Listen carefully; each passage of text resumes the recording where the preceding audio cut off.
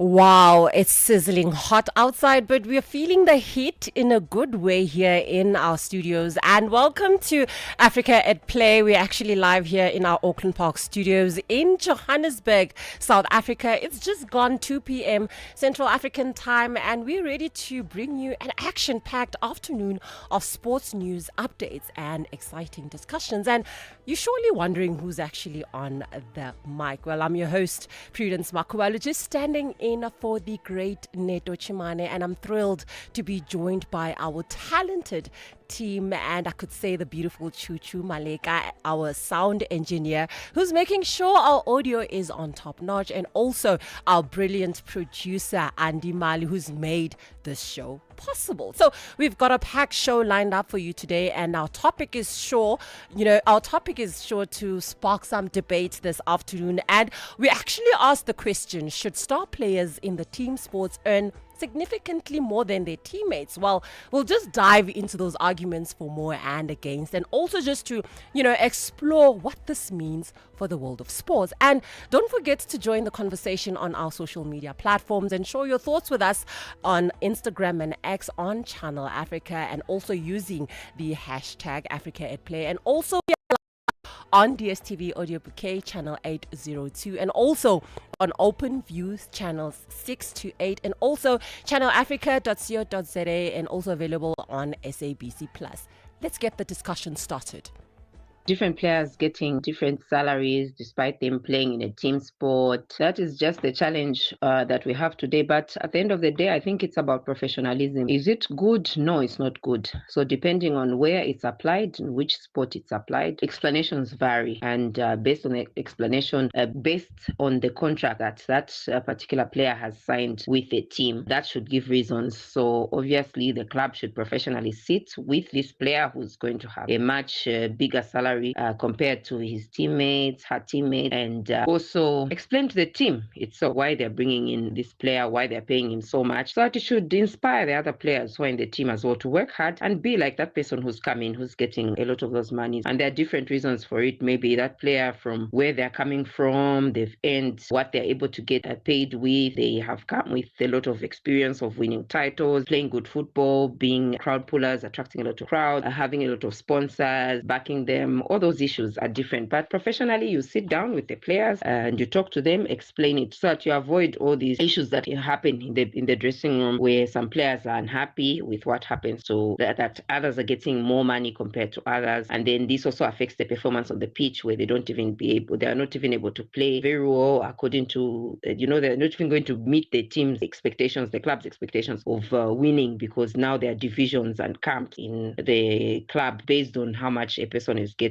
So the club should be very wise about this, very wise. And now, person's salary, which should be a secret, by the way, between the player, the employer, and the employers, it should be a secret, but it's not a secret anymore. We have media now all over. Everybody wants to talk about it. It's breaking news. It's money coming to the club, and which club has more money than the other, and all these issues that we have to deal with in today's world. It's quite sad, really, but then that is what is obtaining on the ground at most places. So the most important thing for the team, in my view, is that they need to harmonize the whole situation, know how to approach the situation when it arises. Should it arise, definitely know how to put a stop to it and explain it better. But in my view, this should help players who are not getting as much as the other players are getting work very hard.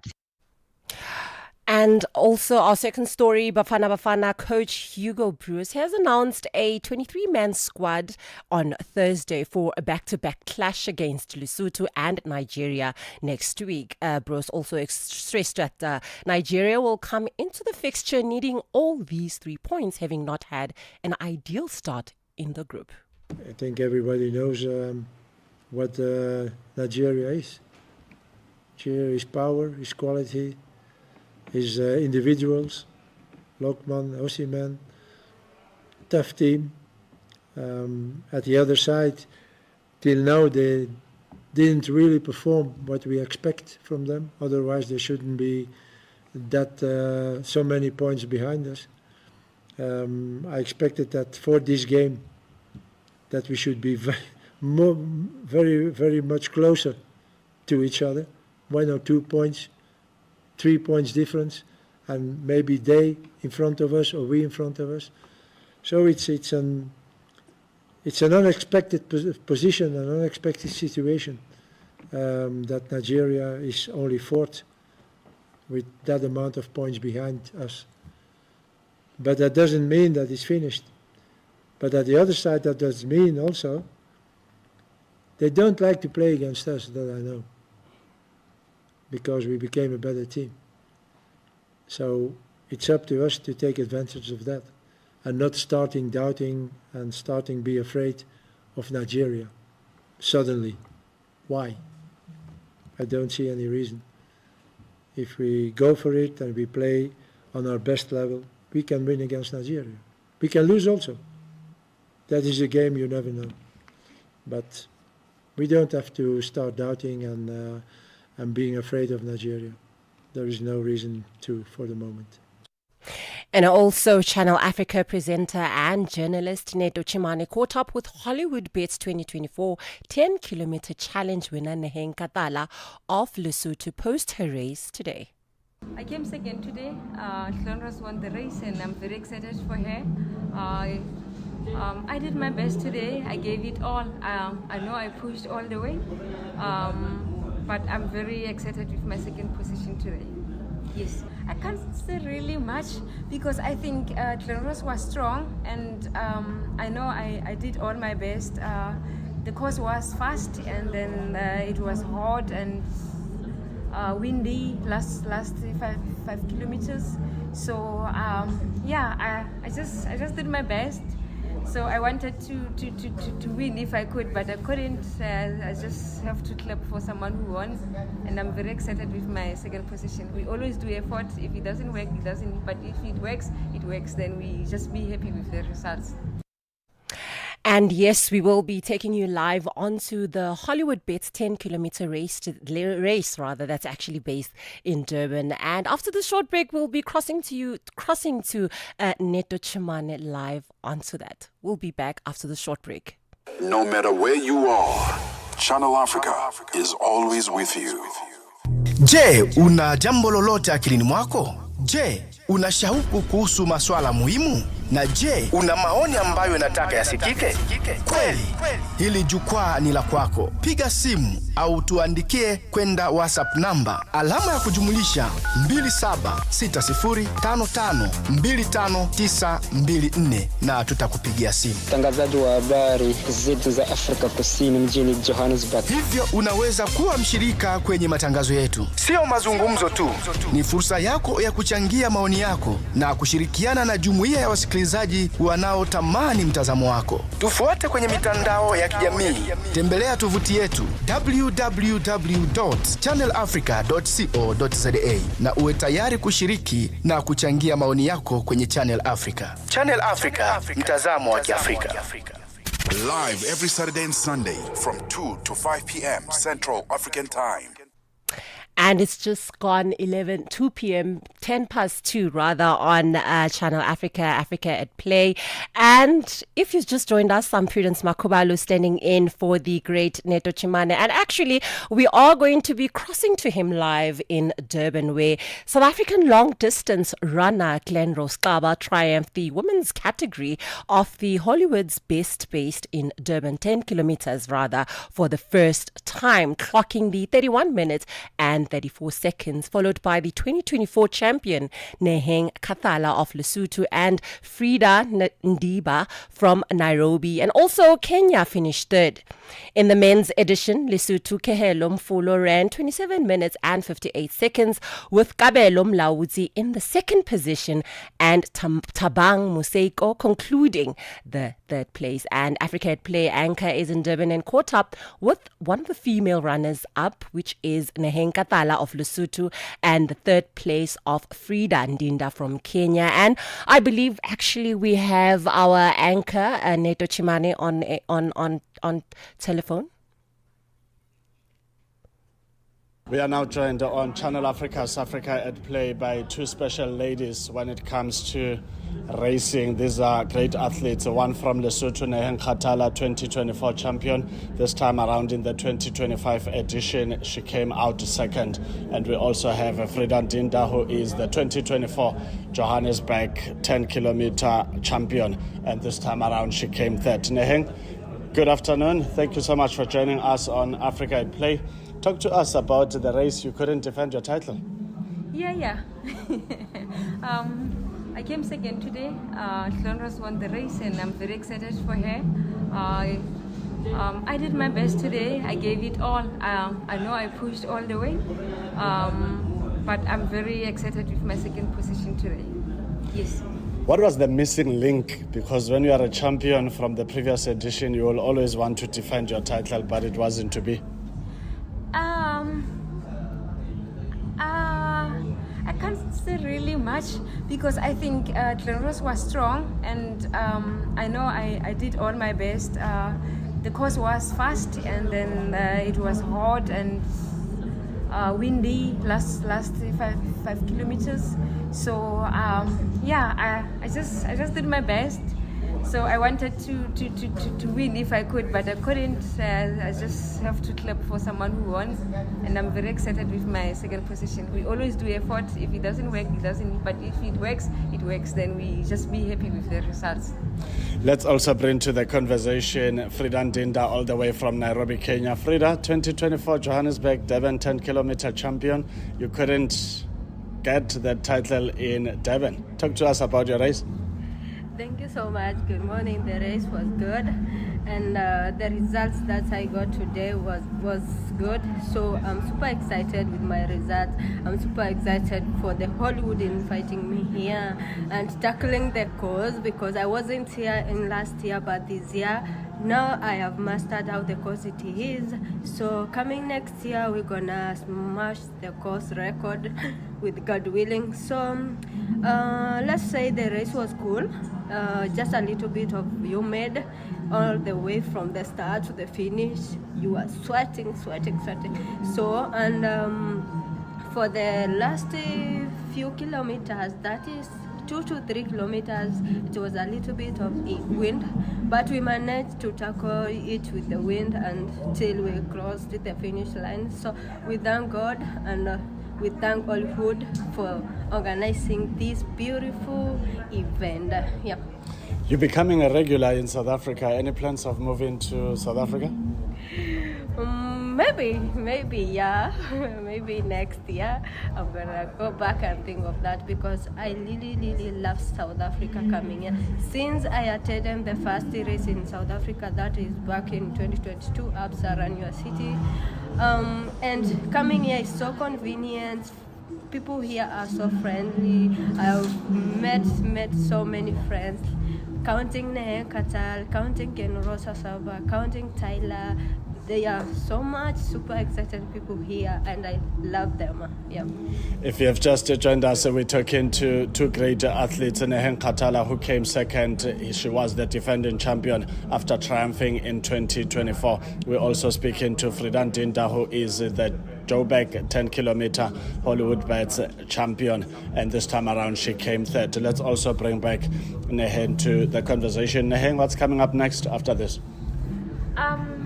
I'm doing World Champs and then I'll figure out what's the next race after World Champs. What can we expect from the World Champs? I can't really say much about World Champs. I'll just run and see the results. That's all I can do. Yeah. Fitness-wise, are you happy with your level of fitness? Yeah, I think I'm doing very well. It's been a good year for me. I did lots of races.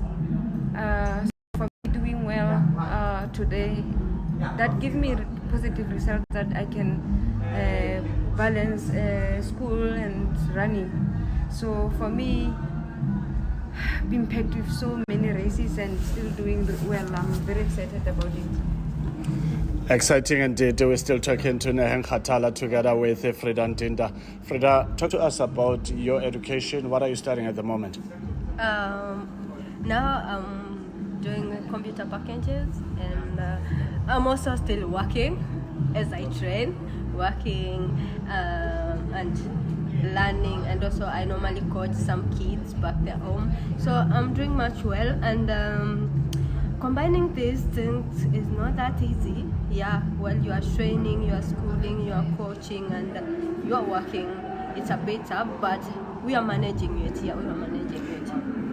And in terms of life in East Africa, in Nairobi, Kenya, a lot of great athletes come from that side of the world. Talk to us about the secret of East African athletes. The secret in East Africa athletes is just that you just be consistent in your workouts, just be disciplined, determined, and keep on working hard, keep on pushing, no matter how it is, because sometimes comes some challenge, like you incur some injuries, you are like, it's like you might give up, but not that you just think about it, how you started it and how it's going. Yeah, you just look back and say, now I'm gonna push it harder. So back there in Kenya, people are doing well. Yeah, I can say that. We can see people in Eldoret, in Iten, but actually for I myself, I train in Nairobi, Tatu City. Yeah, that's where I train, and also sometimes I normally move to Gong. Yeah. What would you like to say to your fans in Kenya that are listening to this conversation?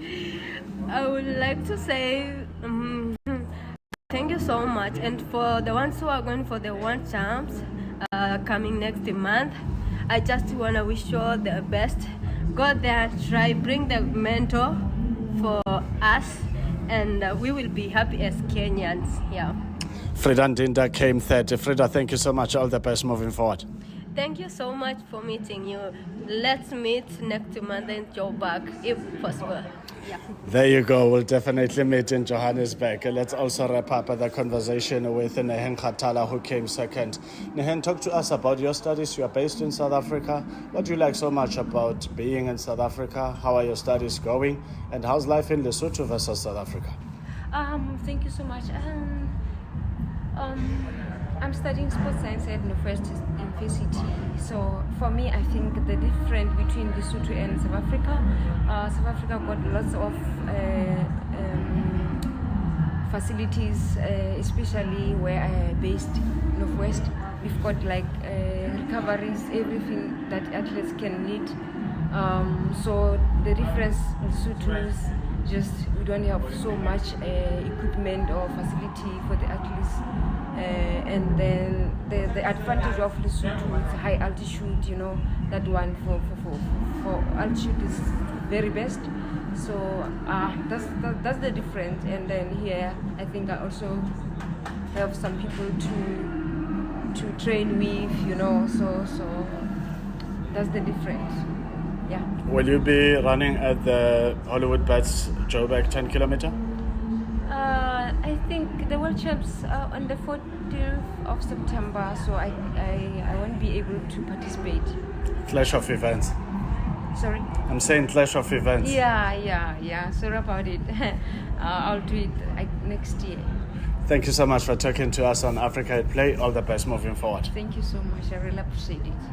That's how we wrap up the conversation with the two great athletes, Nehen Khatala, who came second. She was the defending champion after triumphing in 2024. We also spoke to Frida Ndinda, who came third, and she is the 2024 Hollywood Bats Joburg 10-kilometer champion. My name is Neto, and ETO Chamane, reporting live from the Kingsmead Hollywood Bats Kingsmead Stadium in Durban. Cheers, ciao.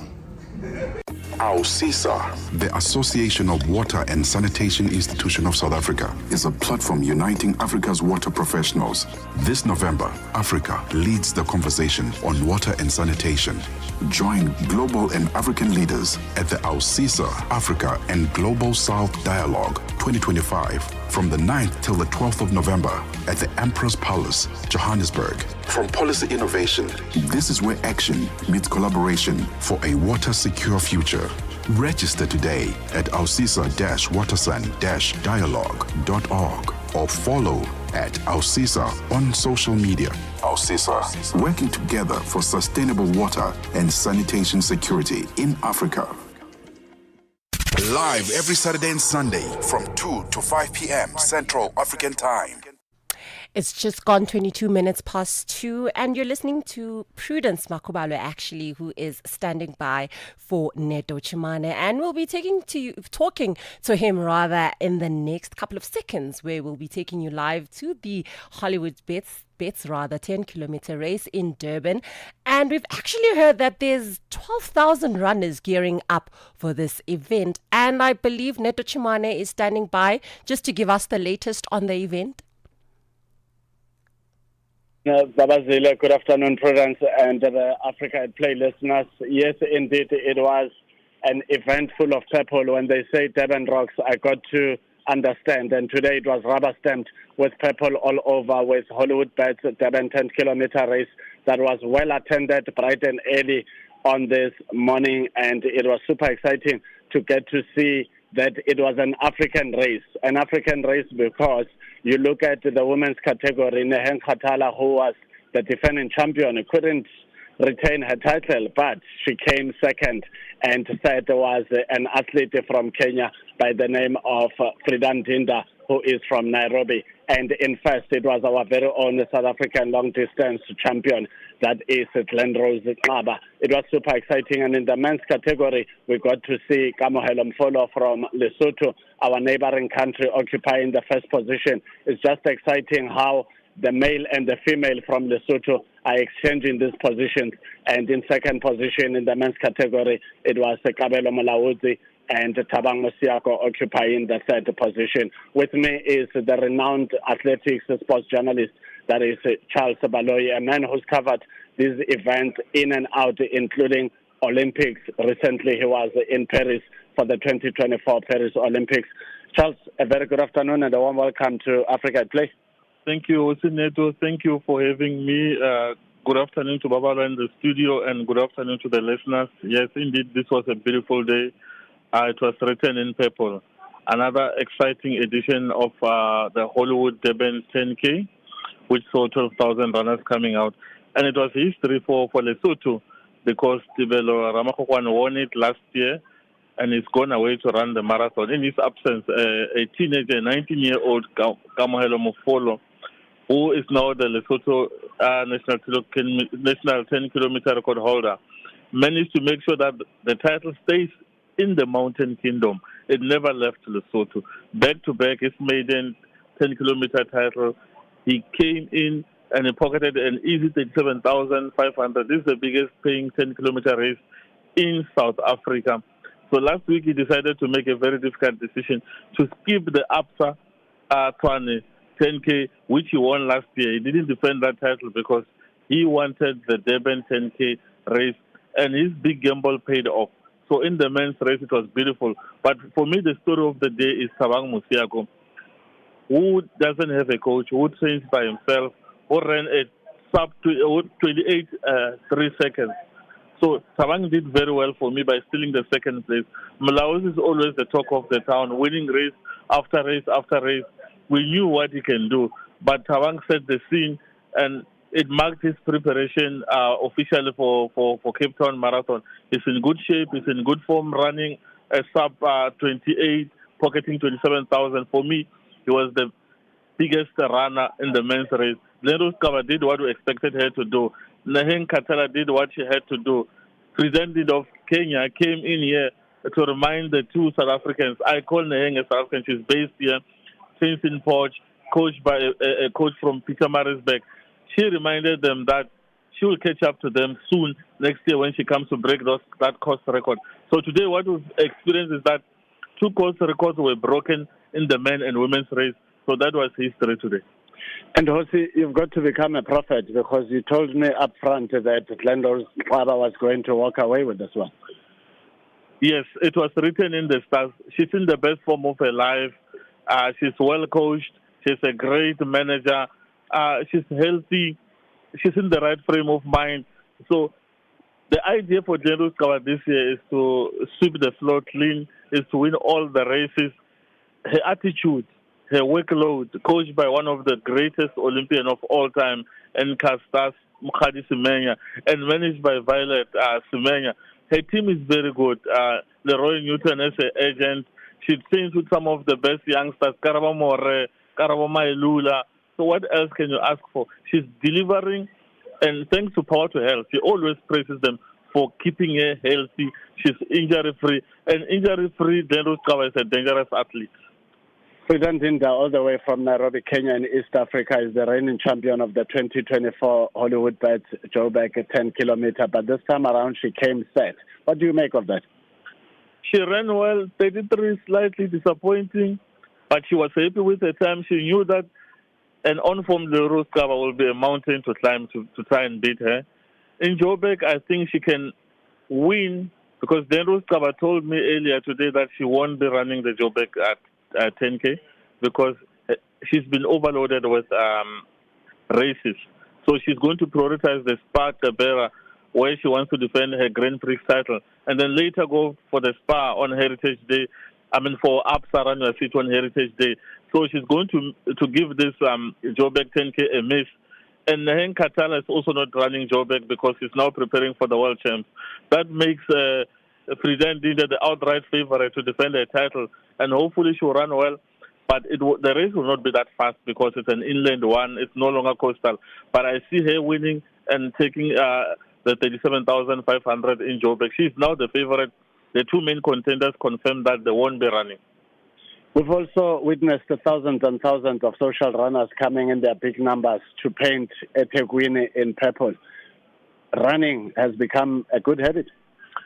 Yes, they say if you want to live longer, you have to either play tennis or run. You choose which one is the cheapest. Tennis is such an expensive sport with expensive gear. Running is free. Even if you don't have shoes, you can run barefoot. So many runners and many people, corporate companies, social people at home, they are choosing runners because it's a healthy lifestyle. And they are coming out in numbers. The entries are cheap. Sponsors are coming in. Road running is the biggest revenue for athletics South Africa, in fact for sports in the country, because even the Minister, Gayton Mackenzie, is encouraging mass participation. So we are seeing people heeding the call, going to run in big numbers. I've seen people of all sizes, of all races, running the Komaradi on the streets with the good weather, wearing purple. So and 12,000 entries is such an amazing. Next year they are planning to stretch the entries to 15,000, which is attainable. That's the voice of Charles Hosiamina Baloyi, who is a renowned athletics journalist who's been to global events, including 2 Olympics, and the recent one was the Paris 2024 Olympics. Hosi, before I let you go, your parting shot? My parting shot, I want to encourage all the people at home to start running, and that finally the SABC is starting to show athletics on television. Is coming on the free-to-air channel, which is very good. Running is life. Running is mass participation. There you have it, Prudence. It's never too late to start. You can take me on a challenge for the Hollywood Bets Joburg 10-kilometer race coming up in mid-September. My name is Neto, NETO Chemani, reporting live from the Kinshasa International Airport in South Africa's KwaZulu-Natal province in Durban. Cheers, Charles. And there you have it indeed, where we've heard, the sounds of Charles Baloyi and also Neto Chimane, just talking about the Hollywood's bets in Durban, 10 kilometers, which has actually come to a close, I believe, where we've heard conversations with Glenn Rose Kaba and also Kamohelo Mufulu just emerging as the top winners in the women's and men's categories, respectively. And also just a big congratulations to all the athletes who also participated and pushed themselves to new limits. So just to ease off the day for today, we will tune into some sounds, good music, where we will hear, some sounds from DJ Neptune featuring sounds Wait For You. Let's take a listen. Africa at Play. Beautifully, happily married. Sports and music.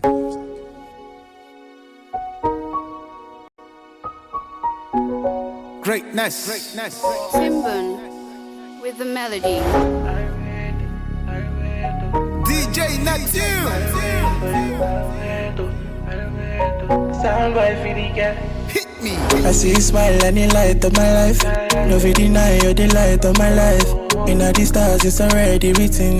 In all your eyes I see everything. No, give me deja vu. You name me once I go there times two. Show you fast you could say I do. Tell me the truth, yeah. See as you find, one of a kind. You today shine, carry them more than me. The way you whine, you drop behind. No other man, I love you more than me. Can't give me face, don't give me space. When you go there, go on my mother, me. Shorty now your matter go there bother me. All of me, baby I go call up. Jackie, my boy, she love because I go wait, I go wait, I go wait, I go wait. Oh baby, I go call up. Go Jackie, my boy, she love because I go wait, I go wait, I go wait. I go wait. I've seen many bodies with the body, but nobody got the body like you do. Nobody fit to do me like you do. Nobody fit to do me like you do. Fancy gone, classy gone. No contender, just see what. See me kayas when you go to buy me low. Your government girl, I do your Babylon. See as you find, one of a kind. You today shine, carry them more than me. The way you whine, you drop behind. No other man, I love you more than me. You give me face, don't give me space. When you go there, go on my mother, me. Shorty now your matter go there bother me. All of me, baby I go call up. Jackie, my boy, she love because I go wait, I go wait, I go wait, I go wait. Oh baby, I go call up. Go Jackie, my boy, she love because I go wait, I go wait, I go wait, I go wait. Baby, I go call up. Jackie, my boy, she love because I go wait, I go wait, I go wait, I go wait. Oh baby, I go call up. Go Jackie, my boy, she love because I go wait, I go wait, I go wait, I go wait. Greatness. You heard something you like on Channel Africa and you would like to hear it again? Worry not, we've got your back. Just go to our website www.channelafrica.co.za and look for our podcast.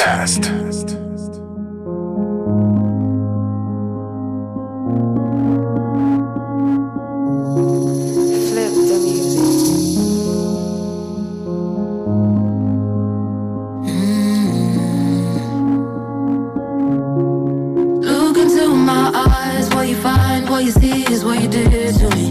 I don't believe in love, don't believe this would ever work out. If you wanna fight, fight me, don't call me, just let me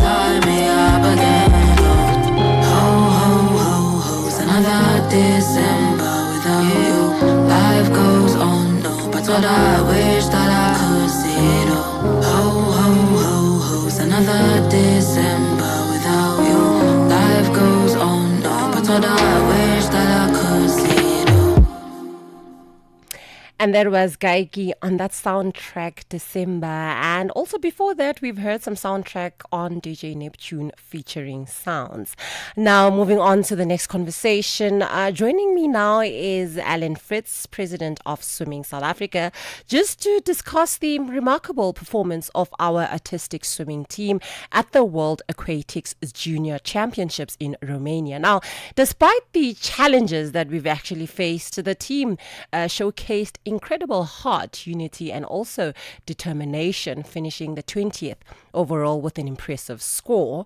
And now with that, we'll be diving into the team's journey, their experiences, and what this achievement actually means for the future of artistic swimming in South Africa. So welcome, Alan. Thank you, and Prudence, it's nice to be on the show. And just to delve into the conversation, what was your initial reaction to the team's 20th place finish, and how do you think they will exceed expectations? Thank you very much. Yeah, the Junior World Championships in Romania consisted of swimming and, as you say, artistic swimming, and the other three disciplines of swimming South Africa, except water polo. It's really a phenomenal achievement in swimming. There was a gold medal. Artistic swimming, as you mentioned, up the ranks in terms of 20th place. And if you cast your mind back to the Senior World Championships that took place in Singapore, it was very clear that our synchronized swimming, or artistic swimming as it's known now, is on the up. So our high-performance strategy to ensure that the sport reach even great heights is kicking off very soon in terms of integrating these juniors into all programs relating to our high-performance plan.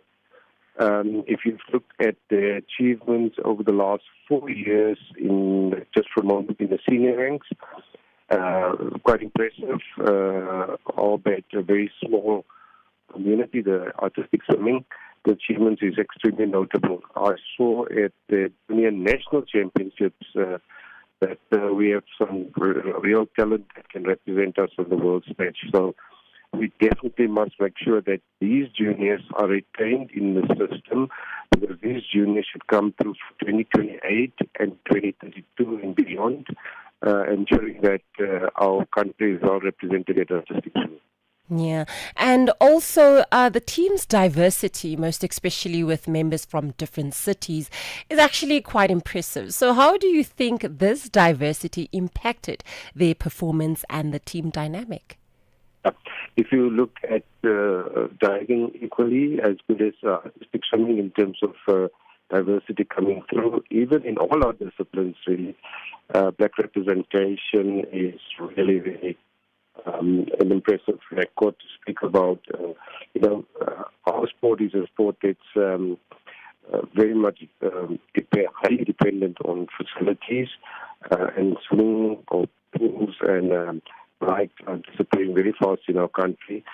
So if you look at what's coming through, even at the ranks below what you've seen at the World Championships, it is highly impressive. Now, diversity does not only promote a culture that we want, it more or less promotes high performance and elite functionality at this level, because it makes sure that we use every resource available, whether it's human resources in terms of the athletes, or whether it's capital resources in terms of investment into the sport.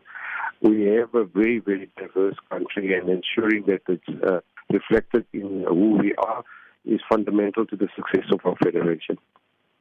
And also, we've seen that the team's ages range from between 12 to 15. So how do you think their youth and inexperience affected their performance under pressure? And also, what message do you think this team sends to young athletes across South Africa about resilience and determination? Look at the geographics of our country and where the sport is promoted. If you look at Joburg, if you look at Durban, if you look at London, if you look at Elizabeth, if you look at Cape Town, the geographic is quite vast in terms of getting young athletes into the system and getting together for regular competition. it's quite difficult and resource intensive. And if you look at the technical officials and coaches that are involved, it's a bunch of individuals that are highly dedicated to the sport. And, if we don't have those officials to promote the sport equally at junior ranks, you will not see what you see now. And really my belief is that, and gratitude goes to those individuals that promote the sport and coach the sport. Aquatic sport is very different to any other sport. You have to train twice a day, 6 days a week. Because the world of aquatic sport, and particularly artistic swimming, is really competitive. If you take the Americans, if you take the Eastern countries, if you take mainland Europe and the British, the Australians and New Zealanders, the Chinese dominate the sport. So it is important that we not only breed athletes that are coming into an high performance or elite-based system, but we equally base the technical officials and ensure that they get the skills. And we have a partnership with many countries across the world. The Canadians are extremely good at it. We have a partnership with the Chinese that we really had discussions with them, and we really want to make use of the Chinese and the Russians who dominate the sport for many years and produce their podium performances, so that we learn at an athlete level, but also at a coach and technical official level, that promote the sport even further. By that, I quite believe that collaboration is actually key in terms of growth, which actually leads me into this question now. So what support systems are in place for the team to continue developing their skills and also competing at a high level? And as president of Swimming SA, what was your experience like watching the team compete, and what did you learn from their performance? Yeah, and it's a very good question in terms of we've recently signed an agreement with the Ponvela Consortium, which is responsible for Gautrain and other mobility projects. And they've invested, and their investment is really skewed towards ensuring that the athlete gets the best.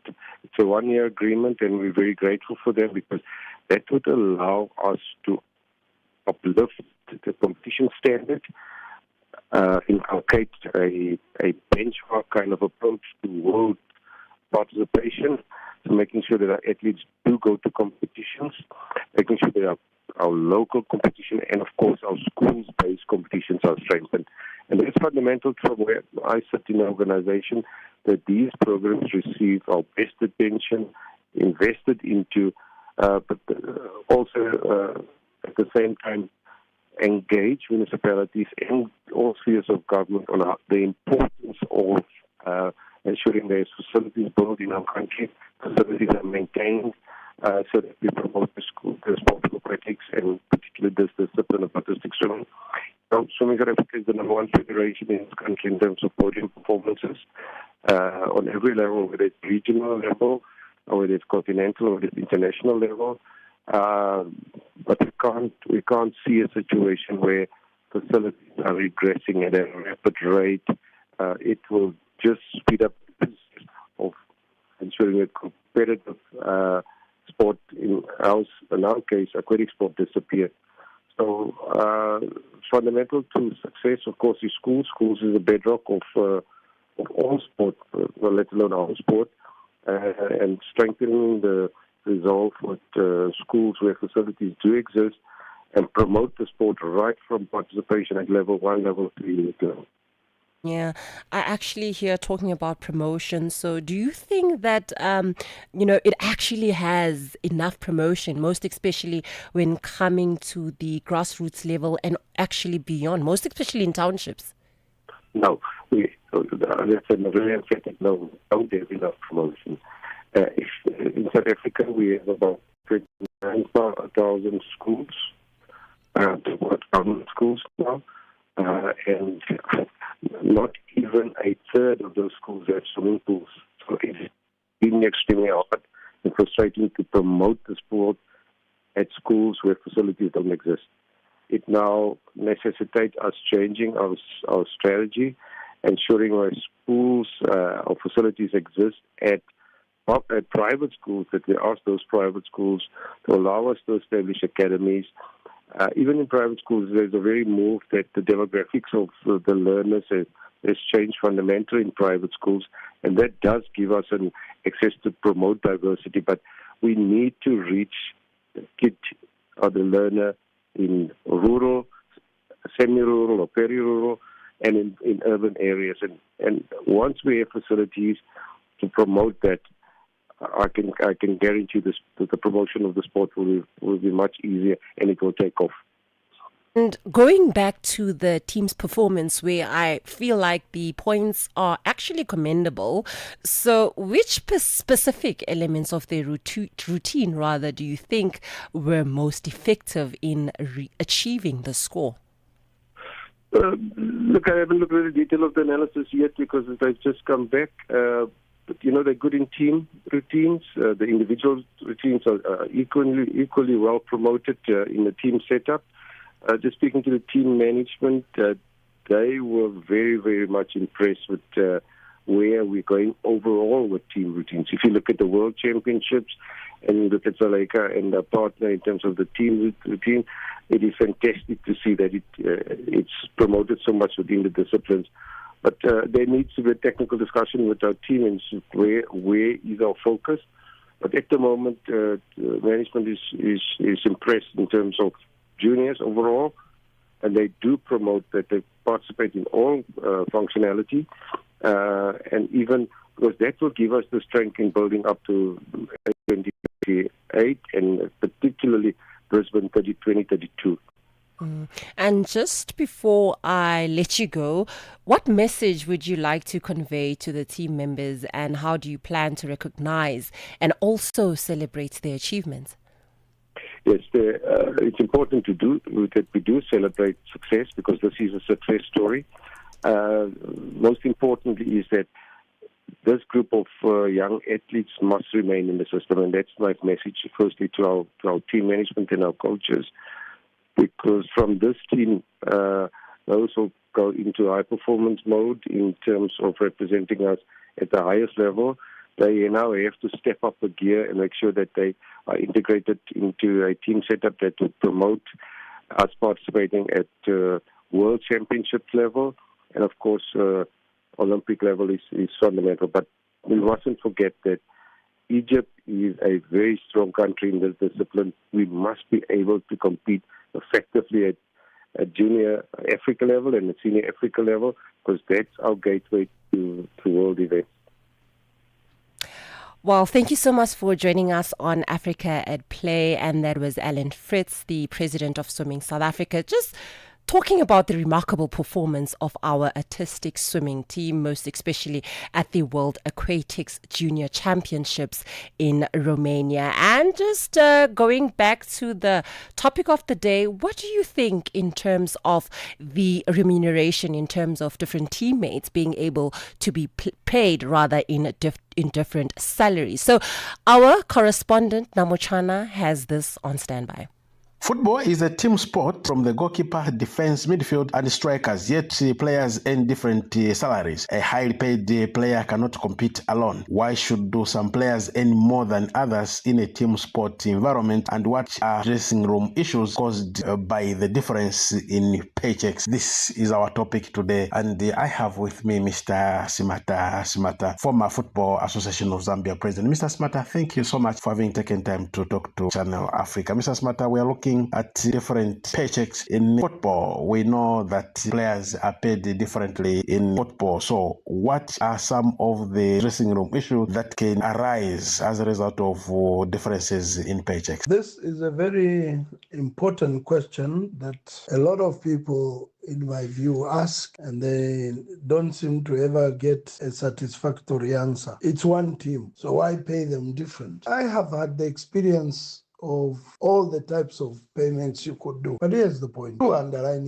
issues that will help you understand. Number one, it's the type of player that you have. Professional players, from wherever they come from, know that professionals won't get the same kind of amount. Amateur players think it should be equal among you all. So when you get a combination of professional and amateur players within your team, there is the first crack. That's where the first trouble will be, because the other side does not understand. I've come across even professional players too who do not understand why another professional player would be getting more than him, for instance. Secondly, let's go backwards. Let's take a few steps back. That is supposed to be a wage or a salary. For what? Not for the person as a player, but for the skills that the club wants to engage. That's why I see in football, we make such a major distinction. Because if those amounts that we hear about, that we read about, that we know were paid because a player as a human being has been bought, then there would be no difference between football and slavery. But in football, what we are paying for is the service the person renders. When one gets to go and work in any environment, he is paid for the service that he will render. He is paid for the skills that he possesses. So actually what's being transferred is not the person, it is the skills. So when you hear player transfer, it is the skills another club would like to engage. As such, because it's a skill, it's a property. The player owns that property, and therefore he will be rewarded for that property being what? Taken up by the new club, not for himself or herself as a person. Otherwise, like I've said before, that would have been slavery. So what is the best model? Oh, it all depends, my brother. It all depends. Like I said earlier, I have seen a model which is based on the same amount. So when a team wins, everybody gets the same. When they are working for a club, everybody gets the same. And then also I have seen where there's differentials. I've even known true stories where a player would be regular, always in the team. But when he signed his contract, he thought it was a big amount he was being paid, only to discover there are people sitting on the bench. And some of them not even on the bench. They don't make it in the team of 23 who get more than he does. And when he made an attempt to have his wages reviewed, he was told, sorry, you signed a 5-year contract. The only way we can help you is if we sold you. And therefore that contract would come to an end and maybe buy you back. But we don't want to do that. So the player slaved, and I'm sorry to use the word, because he felt slaved. So the model will be different depending on the player value. Now, you could easily, you know the history of football again in this regard. Usually the most expensive players are go-getters, forwards, strikers. Then it comes into the midfield and it moves backward up to the goalkeeper. But modern football, even a goalkeeper could get a bit more than a field player because the conditions have changed. A defender could get more than a striker because of that player's value or the skills that he possesses for that position. It also depends on the club, its ability to pay. So you usually find again in that spectrum, the clubs that have very little money usually resort to paying players the same amount. And therefore they cannot attract high-valued players. They end up being net sellers of players simply because they don't have the revenue. And then the clubs with the money can afford the luxury of pitting players against each other by paying them differential wages and salaries. I wouldn't say there's a day when we shall see equal pay for equal work or equal work for equal pay. I don't think so. And in any case, some people put isms to that kind of an attitude. It is here to stay. The sooner we socialize, especially in Africa, the African player, and make them see that they will get to a very big club one day and find they are the least paid because either they are considered as coming out of Africa or the clubs think they are not yet ready, mature. But that is football. In any case, in everything in society, there are norms within it and there are attitudes within it. There are behaviors within it. Mr. Smata, thank you so much for having taken time to talk to Channel Africa. The views of Mr.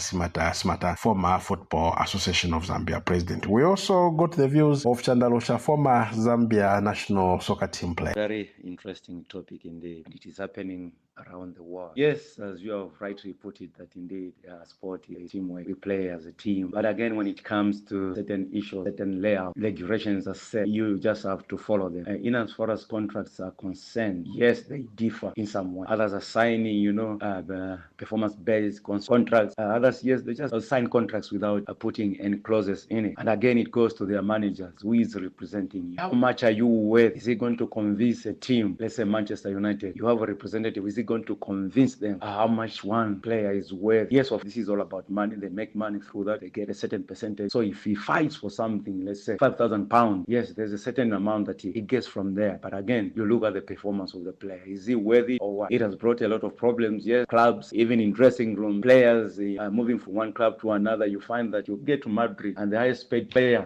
is denied access to the new player who has come, or maybe the salary that he was getting has been doubled for the player who has come, who has just joined the team. Yes, the players have got the right to claim that. You hear a lot of things, murmuring. Yes, problems will escalate, but it's all about your representatives. How are you represented? How much are you supposed to get? Let's say in the case of Osimhen, yes, the managers fought for it. They said this. His manager said, no, we can only release this amount. This, of course, has brought a little bit of tension. Yes, of course, people now they're just focusing on on the money and the shape of the good game football. A little bit shaken. It's not the way it used to be. Playing with passion. Whatever is on the table, you just get it and move on. But nowadays, it's like business. So wherever you go, we are talking about business. Even our local, the African players, just for them to move from one country to another, you will be able to see a lot of money being put on the table. So yes, going forward, I think there must be a policy. The clubs need to regulate. They need to reach a certain point where they will say, okay, this is the limit of how players are going to be paid. But if that is not regulated, it keeps on, escalating and causing problems, or rather addressing problems. Saudi Arabia has come on board. The players are being promised so much money. Who can refuse to go? You play there for a year, then your life changes. Who can refuse? No one. So nowadays, football has drastically changed. It's all about business. It's all about, bettering your life. It's a two-way. You get it or leave it. But again, the bottom line is that we need to enjoy this beautiful game. We need just to follow the regulations. We just have to be there, maybe clubs or FAs to have a look on how clubs are being run. This is why I find that bigger clubs are in problem because of the same situation. You promise players, pay them big salaries. At the end of the day, you fail to pay them. What happens? You're taken to court. So this is how football has been substantiated. There are so many things which have come in, shaking the name of the game into all shapes. So going forward, can we have just a deliberate policy on how much at club level they can do that? Very possible. Unlike the way we are hearing in terms of players fighting for better salary. If they can regulate it and just put across the board, you'll be getting this. But it's all about the manager who represents this. Thank you so much. The views of Chanda Halusha. And I have with me Wezi Mazunda, sports analyst. Wezi, thank you so much for having taken time to talk to us once more. We are looking at different paychecks in football. We know that players are paid differently. And what are some of the differences that can result in dressing rooms as a result of paying players different salaries? Different players getting different salaries despite them playing in a team sport. That is just the challenge that we have today. But at the end of the day, I think it's about professionalism. Is it good? No, it's not good. So depending on where it's applied, in which sport it's applied, explanations vary. And based on the explanation, based on the contract that particular player has signed with the team, that should give reasons. So obviously, the club should professionally sit with this player who's going to have a much bigger salary compared to his teammates, her teammates, and also explain to the team itself why they're bringing in this player, why they're paying him so much, so that it should inspire the other players who are in the team as well to work hard and be like that person who's coming, who's getting a lot of those monies. And there are different reasons for it. Maybe that player, from where they're coming from, they've earned what they're able to get paid with. They have come with a lot of experience of winning titles, playing good football, being crowd pullers, attracting a lot of crowd, having a lot of sponsors, backing them. All those issues are different. But professionally, you sit down with the players and you talk to them, explain it, so that you avoid all these issues that happen in the dressing room, where some players are unhappy with what happens, so that others are getting more money compared to others. And then this also affects the performance on the pitch, where they are not even able to play very well according to, they're not even going to meet the team's expectations, the club's expectations of winning, because now there are divisions and camps in the club based on how much a person is getting. So the club should be very wise about this, very wise. And now, person's salary, which should be a secret, by the way, between the player, the employer, and the employers, it it should be a secret, but it's not a secret anymore. We have media now all over. Everybody wants to talk about it. It's breaking news. It's money coming to the club, and which club has more money than the other, and all these issues that we have to deal with in today's world. It's quite sad, really, but then that is what is obtaining on the ground at most places. So the most important thing for the team, in my view, is that they need to harmonize the whole situation, know how to approach the situation when it arises. Should it arise, definitely know how to put a stop to it and explain it better. But in my view, this should help players who are not getting as much as the other players are getting work very hard, see themselves. It should be able to inspire you to even work harder so that you get as much as your other teammate is getting. Players are not the same and output is not the same.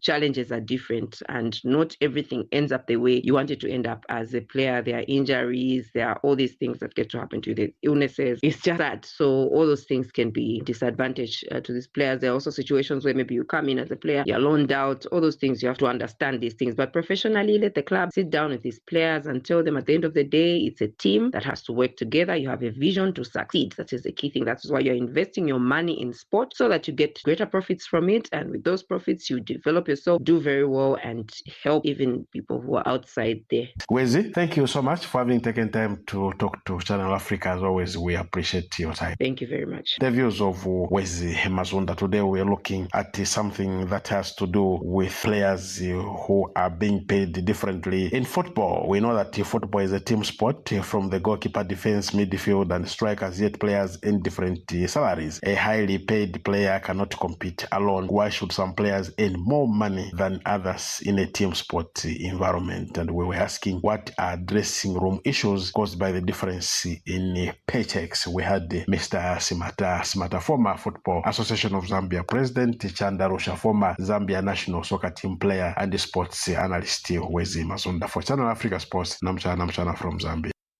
And that was Namuchana from Zambia, just talking about, different paychecks of athletes, and also just having that type of debate just to see why actually teammates are being remunerated differently. Now, it's something that you'll just need to think about right there at home. And just shifting gears right now, do get ready to be inspired by the next generation of sports stars. So in our Teenager in Sports segment, we're shining the spotlight on the teenager Althea Visser, a talented athlete who's making waves on the sports world. Now, as the Gauteng junior champion in the long jump, she has actually proven her mettle and her impressive performance in Sweden, where she bagged medals, which is actually a testament to her hard work and dedication. And she is on the line for us just to tell us more on her journey. And welcome to Africa at Play, Althea. Thank you. You've just had an impressive start to your athletic career, winning the Gauteng Junior Championship in the long jump. So what actually drives your passion for sports? Well, it actually started when I was quite small. At 7 years old, I started athletics in primary school, and it was just always been from then it was like a love in my heart. And my parents and my family realized that I really have a passion for it. And when I started going to my first provincial competitions and then national competitions, I realized that it's one of my talents, and it drives me to just become better every year and to reach my peak once as a senior, in 5 years or so when I'm at uni. And just to get an in-depth of your career, what is your experience, most especially competing in Sweden, and also your medals on the international stage? I learned it was a great experience first off, and I got to see how other athletes from other provinces and even in Sweden from around the world operate, and that led me to challenge your assumptions, because people with different assumptions often question norms you take for granted. And that made me realize that there's a much bigger spectrum in athletics than just here in South Africa. You can imagine how busy your schedule might actually be. So, coming into this one, how do you balance your athletic training with your schoolwork? Well, my coach accommodates me like a lot, and I go to gym like 6 in the morning, and then I go to school. But with the exams, I just gym and then I study the whole day, and then a training session like 45 for an hour and a half in the afternoon. Yeah. So morning session and afternoon session. Yeah, I can actually imagine how long those hours might actually be. And you are currently working towards securing an athletic scholarship to the USA in 2026. So, what specific goals do you have for your athletic career, and how do you plan to achieve them? Well, I plan to achieve them through discipline, and that is something that athletics have learned me, so that won't be a problem. But I want to become a world-class athlete in my long jump, or even I always did like long hurdles as well. But I want to achieve the talents I know I have, and by that I want to go to America. There's a lot of better opportunities there, better coaches, and all my inspirational athletes that I look up to is there, and all of them achieved their goals they wanted in their life. So that really inspires me to go. Yeah, and in addition to long jump, you're also skilled hockey player. So how do you enjoy playing field hockey, and how do you actually see yourself pursuing it at a high level? Hockey is a sport that it's the team sport, and as an athlete, I'm used to like doing my own thing and like putting a lot of pressure on myself. And hockey has like it taught me to work with a team, to work together. And hockey on a higher level, I never played it like in a higher level, but I would love to play it at a higher level. I'm someone that drives the whole game through, and I play to win.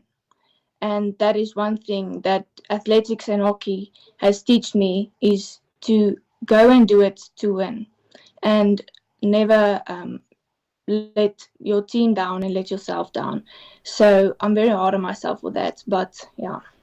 Yeah, never let yourself down indeed. So I believe actually you've experienced, challenges, most especially you're very young. So how do you actually navigate those biggest challenges for you in actually pursuing your athletic dreams in the US, and how do you actually plan to overcome those? Well, I'm a Christian, so I don't know if I'm allowed to talk about Christianity, but I put everything in God's hands. And my challenges that I see in front of myself, the mountains, I put in His hands. And God's plan is worth the wait. So if His plan is like, if He planned something for me, then I know it will happen. If my dream is to become a world athlete, and I see this like I have to study at university, I have to train. If I want to compete in a world-class stage, then it's going to be very challenging. But if I put it in God's hands, He will open my paths and open the doors and just let me achieve my achievements that I want in life. With that in mind, I believe nothing is actually impossible. Hey, and going through my next question now, are there any other specific or activities that you're interested in exploring? I don't know. Maybe I like horse riding. I will love to continue my horse riding when I go to America. That is something I really wanted to do all my life. Is like seeing, like when I go to Texas, I really want to like see bull riders and ride with that cowboys, and that is one activity I really wanted to and is interested in to explore. Yeah. And also, how do you handle pressure and stress in a competition, and what strategies do you use to stay focused? I'm someone that is actually very stressed. I get stressed easily. Um, Even when I got to Sweden, I stressed, but I just tell myself and I take deep breaths and I go over my training. I tell myself, you have put the work in, so the results will come as it should. And that is how I like manage my stress levels. And also, please do stay with us on this. So we are going to be taking a break, and after this, stay tuned. Darubini ya Afrika na I am Henry Shakif. Unadhani kunaweza kuchangia kwa namna gani ili kuweza kurejesha mauzo ya biashara hiyo ya chai? Inasemekana kwamba kuna ile kamati ama kamati imeweza kuundwa ikiongozwa na mmoja wa viongozi wa taifa la Iran, na inasemekana kwamba itaanza kazi mara moja na kutafuta vile biashara kati ya Kenya na Iran itaweza kuenda aswa kwa mauzo ya chai. Siku 60 ni chache sana katika kuweza kuamua jambo au maamuzi. Unadhani litaweza kufanikiwa? Tukitazama kwa undani, nchi ya Iran imeweza kupigwa marufuku aswa na nchi ya Marekani kwa mambo mengi ya kibiashara, na ndio kidogo wameanza kujaribu kutafuta pale popote watakaweza kupata bidhaa. Darubini ya Afrika 11 kamili hadi 12 kamili majira ya Afrika ya Kati. Live every Saturday and Sunday from 2 to 5 p.m. Central African Time. It's 13 minutes past 3, and you're still listening to Africa at Play, and I'm standing in for the great Neto Chimane, and I'm actually continuing with this Teenager in Sport, which is our segment where we are still speaking with Althea, just exploring her career and also her aspirations that she wants to continue as a successful athlete. And just to continue with our conversation, can you just tell us more on your scholarship you are working towards in the US, and what specific programs or universities are you actually interested in? So Munya, the head of Worldwide Scholarship, actually last year he came to me because my coach is like best friends with him, and he told me all about Worldwide Scholarships, and that they accommodate like African athletes to achieve their goals. And obviously I was interested immediately, and my experience with them so far was excellent. They like the Sweden, they was sponsored through Worldwide Scholarship. They ran it very smoothly, and the universities in America, there's a big spectrum, and the one I'm looking at is in Texas, ATM, and the athletes, or the university in Florida, where my some athlete I look up to, Claire Bryant, she studied there.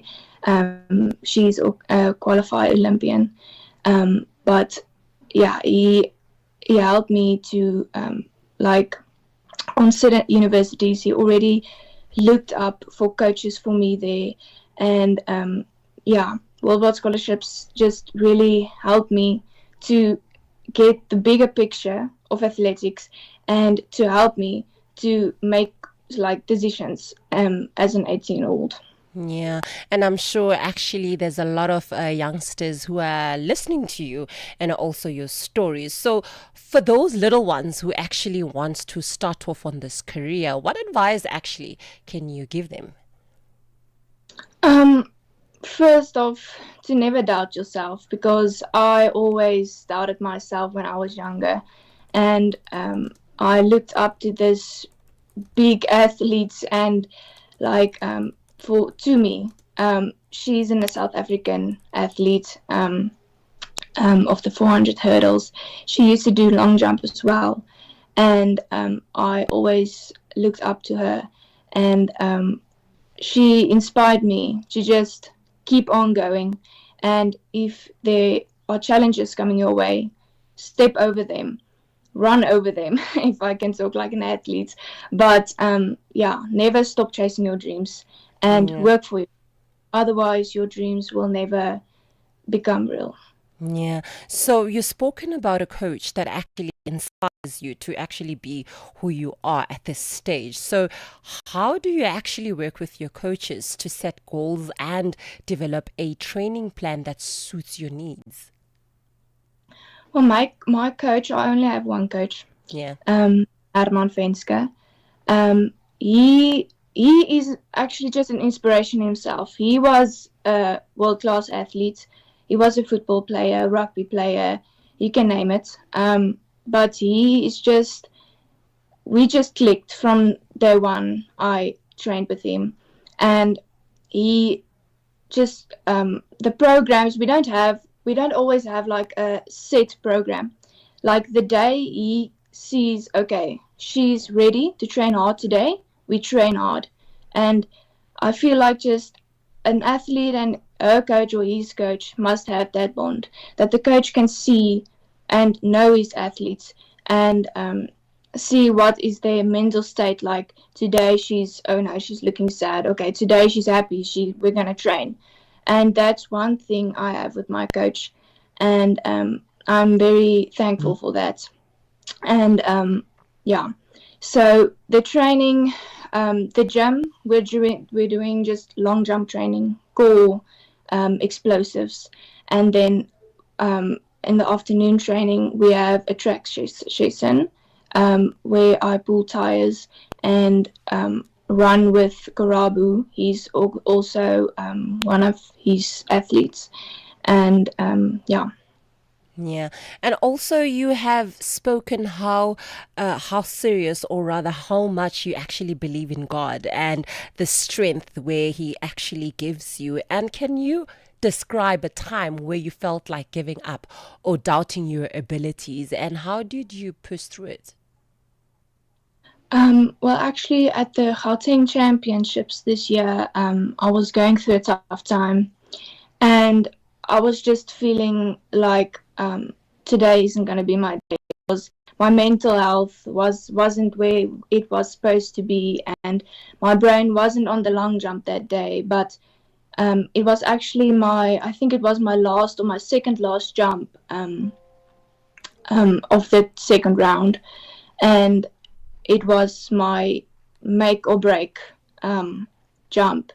And I just started praying to God, and I asked Him to give me the strength to do the best jump and to jump the best jump I have ever jumped. And to my concern, yes, that day I broke the Gauteng record on that exact jump, and I jumped my PB that day. So that is how I cooperate with God. Yeah. And also, just to have an in-depth knowledge about you, who are some of your biggest inspirations in the athletic world? I have a lot of inspirations, but my big inspiration is Claire Bryant. She's also an American long jumper.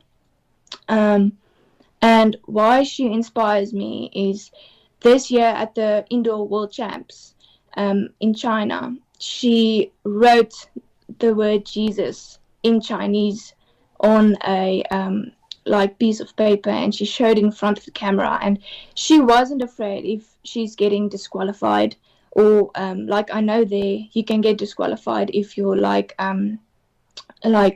spreading religion or something, because it's not allowed. But she wasn't afraid, and she won that day, and that just shows me that she knows God in her life, in every day, every second of her life. She knows God. And yeah. Yeah, and just to get an in-depth conversation on that, how do you also think your role models have influenced your approach to training and competition? When I watch the athletes I look up to, I see they work every day. They work hard, and like your dream isn't going to chase you back. And that's one thing Claire Bryant also said on one Instagram reel of her. And that really inspired me to train every day and to chase my dream. And when you reach the best of yourself, then you can achieve what you want to achieve. Yeah. And just before I let you go, can you walk us through your journey, like in terms of what advice would you give to other athletes who are facing similar challenges or setbacks? Well, my journey started at a low age, and I was just basically a starter athlete. In primary school, my coach that taught me how to run, he showed me long jump, and from there I won every competition, and then my love for long jump started. And then I realized that it's just it's my best talents I have is athletics, and that I just want to work every day and chase the dreams that I have and achieve the best of myself and the best of my talents I have. So always work hard and never doubt yourself, and put your flaws, your worries, and the things you think you cannot achieve in God's hand, because He will show you that you can achieve it. Yeah, and that was our teenager in sports, Althea Fissa, a talented athlete who's making waves in the sports world.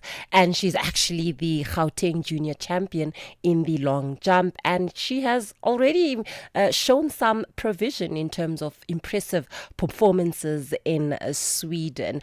And we have some soundtrack on this after this. Your favorite songs, your favorite stories on your favorite station. This is Channel Africa.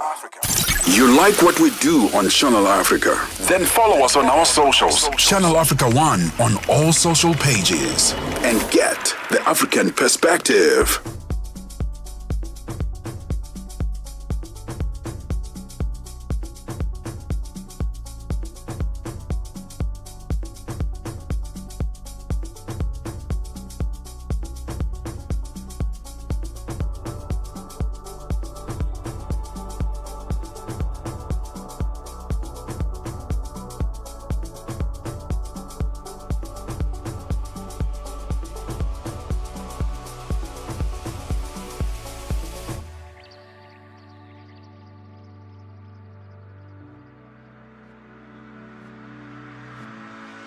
You're running from something, disappointment and pain. Your heart drenched and scorched by the fire and the rain.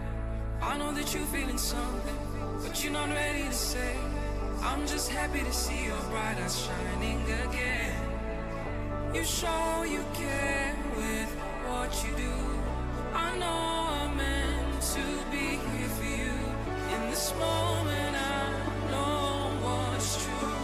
I can't wait to see you, to see you, to see you. So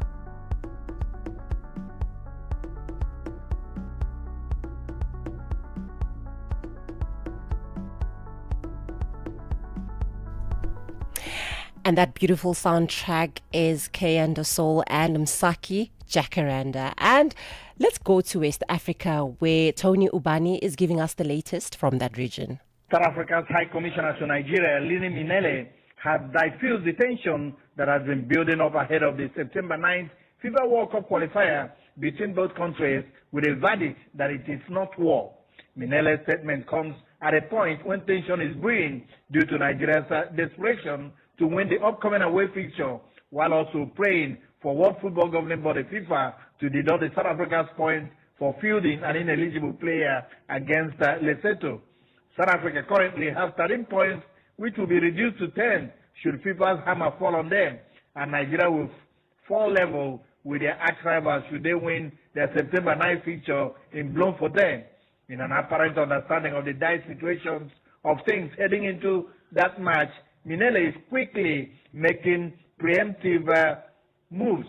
The High Commissioner said, after a meeting with top shots of Nigeria Football Federation, NFF in Abuja, I am really overwhelmed by the warm gesture that has been extended to me. I also earlier had the privilege of watching the girls play when our team Bayana was here. It was quite a beautiful game to watch, and I felt really honored. So I would like to say, indeed, it's not a war, it's just a competition in sports.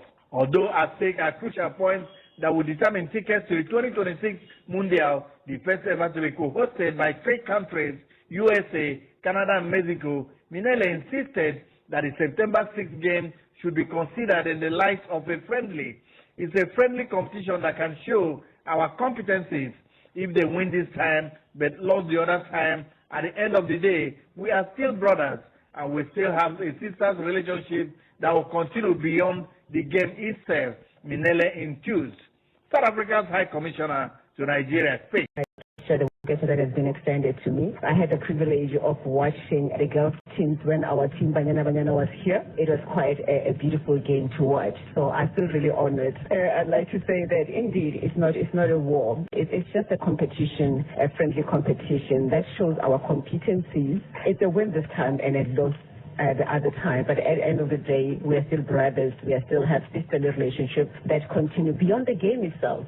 Still on the World Cup, let's tell you that former South Africa's Football Association, SAFA, Chief Executive Officer Raymond Hack, has said Bafana will be sanctioned by FIFA for fielding an ineligible player against Lesotho in a 2026 World Cup qualifier.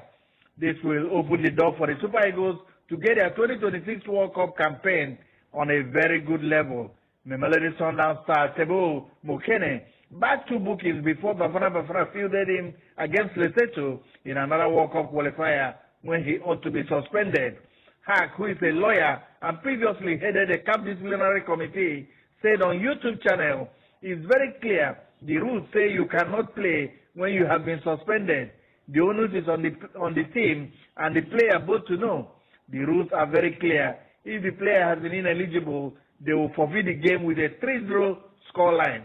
Lesotho did not protest, but South Africa did something wrong.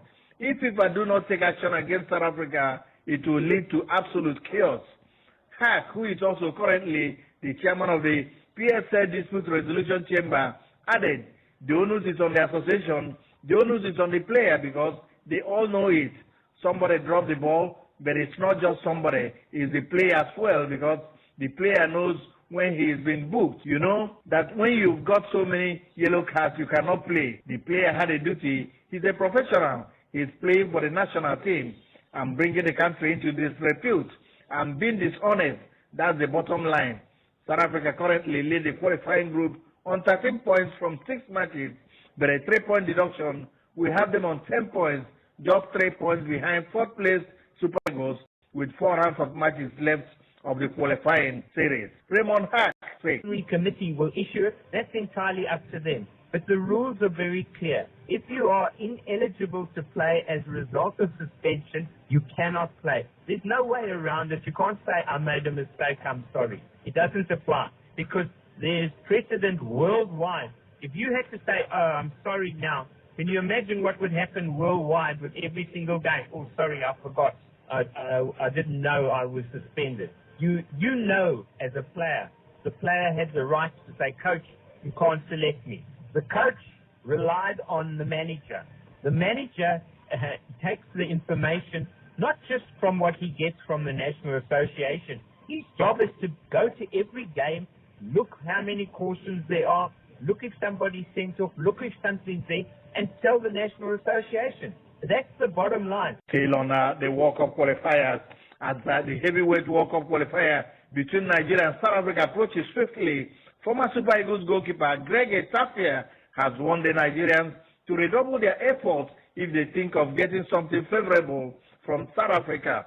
Greg Etafia, who made top marks in goal for Plateau United of Jos before taking his trek to South Africa, warned that Bafana are not the same team that Nigeria used to stroll over in the past. The Morocco Swallows FC of South Africa keeper turned trainer pointed out that the South Africans have improved a lot, and that showed with their qualifications in CAF Continental sides. The players have improved so much, especially the home-based players. That showed with their consistency in CAF Champions League, CAF Confederations Cup. The team are banking on taking 3 points from Lesotho first before descending on Nigeria. They are not a team to be toyed with. Greg Etafia warned. And here, Greg Etafia speaks. In this game, because remember they're going to play Lesotho first in the same Bloemfontein before they play Nigeria. So they are banking on that game, playing Lesotho, to get 3 points before they play Nigeria. They always know that Nigeria is always a tough hurdle. The game is going to be very important. So I just feel like, for a very long time, we haven't had a very tense game waiting for a World Cup qualifier like this. It used to be very nice with Nigeria before, beating South Africa 4 and all those times. But now it's a different South African team because they have improved a lot, most especially the local players. And with them qualifying constantly to the Champions League, playing the Confederations Cup, last season was a massive one for them. So I think this is going to be a massive game. And still on the match, Secretary General of the Nigeria Football Federation, Mohamed Sanusi, has admonished the Super Eagles to win their remaining matches on the pitch and sing less of the points deductions of South Africa by FIFA for fielding an ineligible player in their game against Lesotho. The players must concentrate and win their remaining matches and sing less of the points deductions by FIFA. If you lose your matches and get the 3 points, it does not add up. The 3 points deductions are equally important, but we must work hard to achieve results. Whenever FIFA asks on the penalty for South Africa, then it will add up for us, Sanusi said. NFF scribe speaks. The co-deductions alone cannot give us victory. We must win our remaining matches. We must work towards winning our matches, and of course, that is what will happen. If we rely on FIFA and we don't win our matches, what can 3 points do for us? So we can't just rely on the 3 points. But the 3 points are very important to us. Officials from the Republic of Chad, Nigeria's neighbor to the northeast, have been selected by the Confederation of African Football to officiate the 2026 FIFA World Cup qualifying match between the Super Eagles and Rwanda's Amavubi in Uyo next week, Saturday. Alhaji Alao Mamat will be the referee, with his compatriots Begola Issa, Musa Hafiz, and Abdul Karim Usman as assistant referee 1, assistant referee 2, and 4th official, respectively. Egyptian Abdul Salam Mahmoud will serve as the referee assessor, while Bakre Jame from the Gambia will be the commissioner.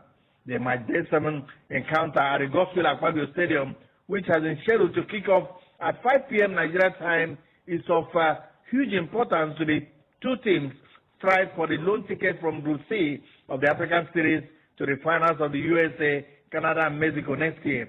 South Africa currently top the table with 13 points after 4 wins and 1 draw in their 6 matches, with Rwanda and Benin Republic tied on 8 points, and Nigeria in 4th place with their 7 points, following 1 win and 4 draws. A win for Rwanda will enhance their qualification hopes, while a Nigerian victory will equally boost the Super Eagles' hopes of a place in the 48th Nation Finals, especially with leader South Africa due to lose 3 points and 3 goals after making use of ineligible player in their match day 5 encounter with Lesotho in March. And with barely few days to Nigeria's crucial 2026 World Cup qualifiers against Rwanda and South Africa, Super Eagles first choice goalkeeper Stanley Nwabale has been injured while on duty for Chippa United in the South African PSL. Nwabale, who is equally Chippa's #1 goalkeeper, was stretchered off and replaced by Elson Sitole in the 35th minute away against Richards Bay in Durban. Although details of the injury have not been ascertained, it however looks serious from the manner he was helped out of the pitch. The news of Mwabale's injury hit Super Eagles head coach Eric Chell with much concern, as the Chippa United captain has been Nigeria's #1 goalkeeper since the delayed 2023 AFCON last year, where he shone as the captain went all the way to the final and only lost to host Cote d'Ivoire to finish as runners-up. Maduka Okoye, who should have stepped in as next in rank, is serving a ban for his involvement in betting infraction in the Italian Serie A and was overlooked in Chelsea's 31-man provisional squad released for the 2 qualifiers in September. After the game against Rwanda and Uyo on September 6th, Eagles will travel immediately to Bloemfontein for the must-win clash with Group C leaders Bafana Bafana on September 9th. That leaves Nigeria with limited options. Amos Obasoge, who plays in Tanzania, has never featured for the national team. Adebayo Adelaye, currently with Greek club Volos MPS, has only one appearance to his name.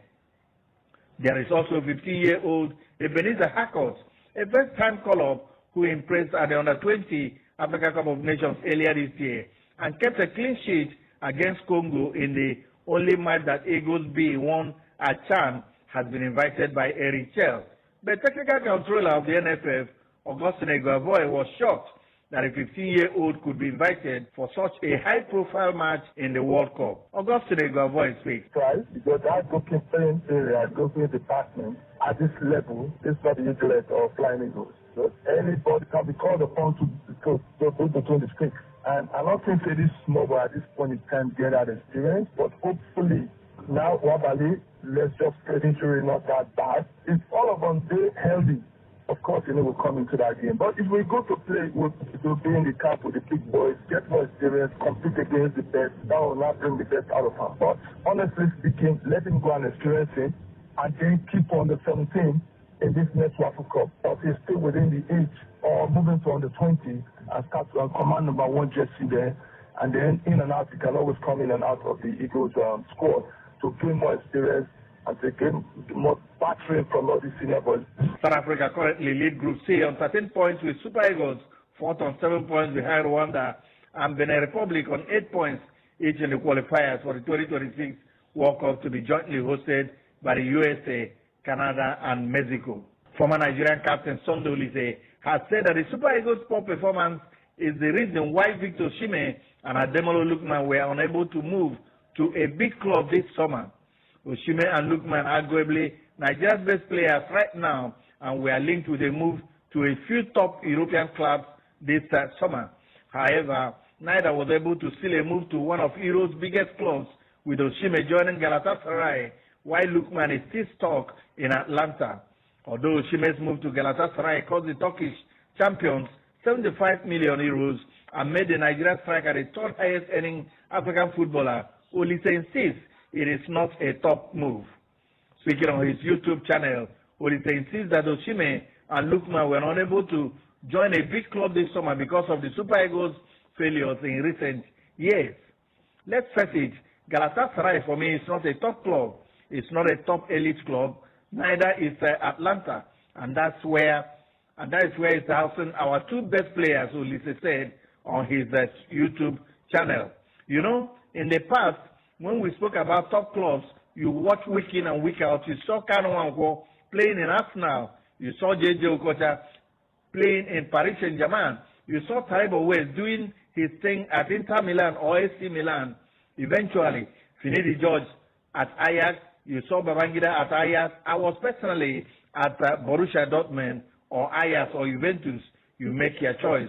So we have players that you saw week in, week out at a Champions League playing, he added.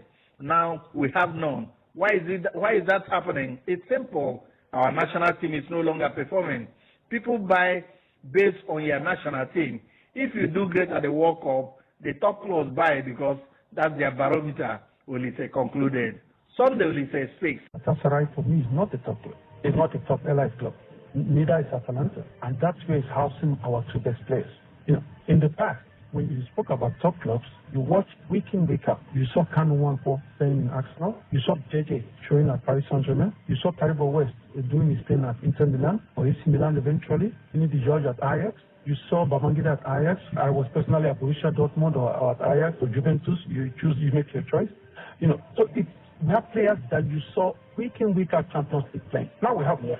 Why is that happening? It's simple. Our national team is no longer performing. People buy based on your national team. If you do great at the World Cup, the top clubs buy because that's like the barometer. Former Super Eagles defender Abiodun Obafemi has said the non-inclusion of Chan Eagles players, except the goalkeeper Ebenezer Harcourt, in the Super Eagles provisional squad for the 2026 World Cup qualifiers was based on their poor performance at the ongoing 2024 African Nations Championship. Chan Obafemi, while admitting that the Chan Eagles had themselves to blame after their poor outing at the 24 Chan, which ends on Saturday with a final at the Moi International Sports Center in Nairobi. The team's performance was underwhelming and justifies the exclusion from the current Super Eagles squad. Honestly, they did not do well to justify being included in the final list. From what I saw, Obafemi said, adding, if we have to judge them by what we saw at the Chan, I do not think any of them deserves to be there. None. However, the Olympic gold medalist also acknowledged that head coach Eric Chell could make a U-turn in the World Cup qualifying matches. As a coach, I'm very sure he must have seen them on a daily basis. So if he feels maybe one or two of them deserve to be in the team, not based on their performances at Chan, but on what he saw in training every day, then that is his decision, Obafemi added. Nigeria will play back-to-back group fixtures as they continue their push for a place at the 2026 FIFA World Cup after a home game against Rwanda in Uyo on September 6th, and even tougher task awaits the team in Bloemfontein when the Super Eagles face Bafana on September 9th. Abiodun Obafemi speaks. Not do well to justify being included in the list, in the final list, honestly, from what I saw. But, you know, the coach see them, you know, on daily basis because it is very difficult to judge the player, you understand, by just one tournament. You know, that is just one thing about the game of football. You know, as a coach, I'm very sure he must have seen them, you know, on daily basis. So if he feels maybe one or two of them, not based on their performance, not based on our performances in the last this tournament or this Chan tournament, but based on what he saw in training every day.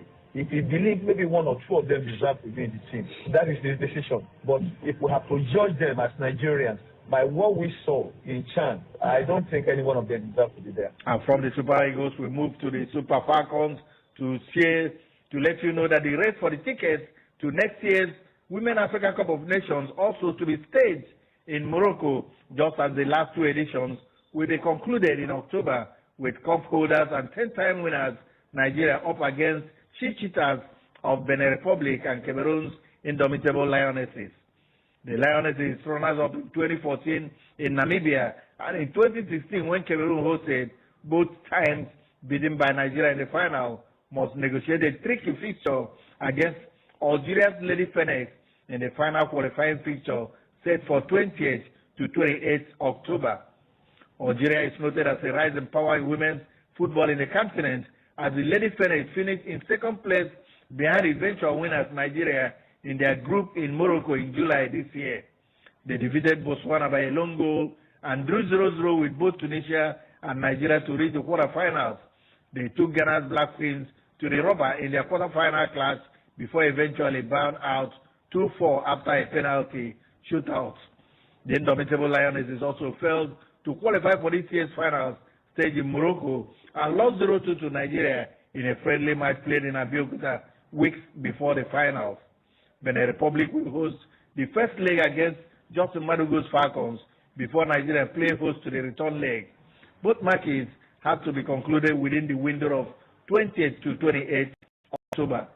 To reach the final round of the qualification series, Benin Republic defeated Sierra Leone senior women's team 5-2 on aggregate, winning 2-1 in Togo and 3-1 in Monrovia, as both teams had to play their home matches on away ground due to absence of any CAF-approved match venue in both countries.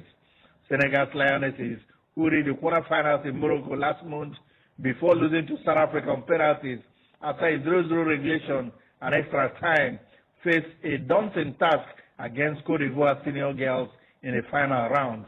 The winners of the 11 final qualifying fixtures will join host Morocco in the final competition that has been scheduled for March 2026, and from where all 4 semi-finalists will pick tickets to the 2027 FIFA Women's World Cup Finals in Brazil.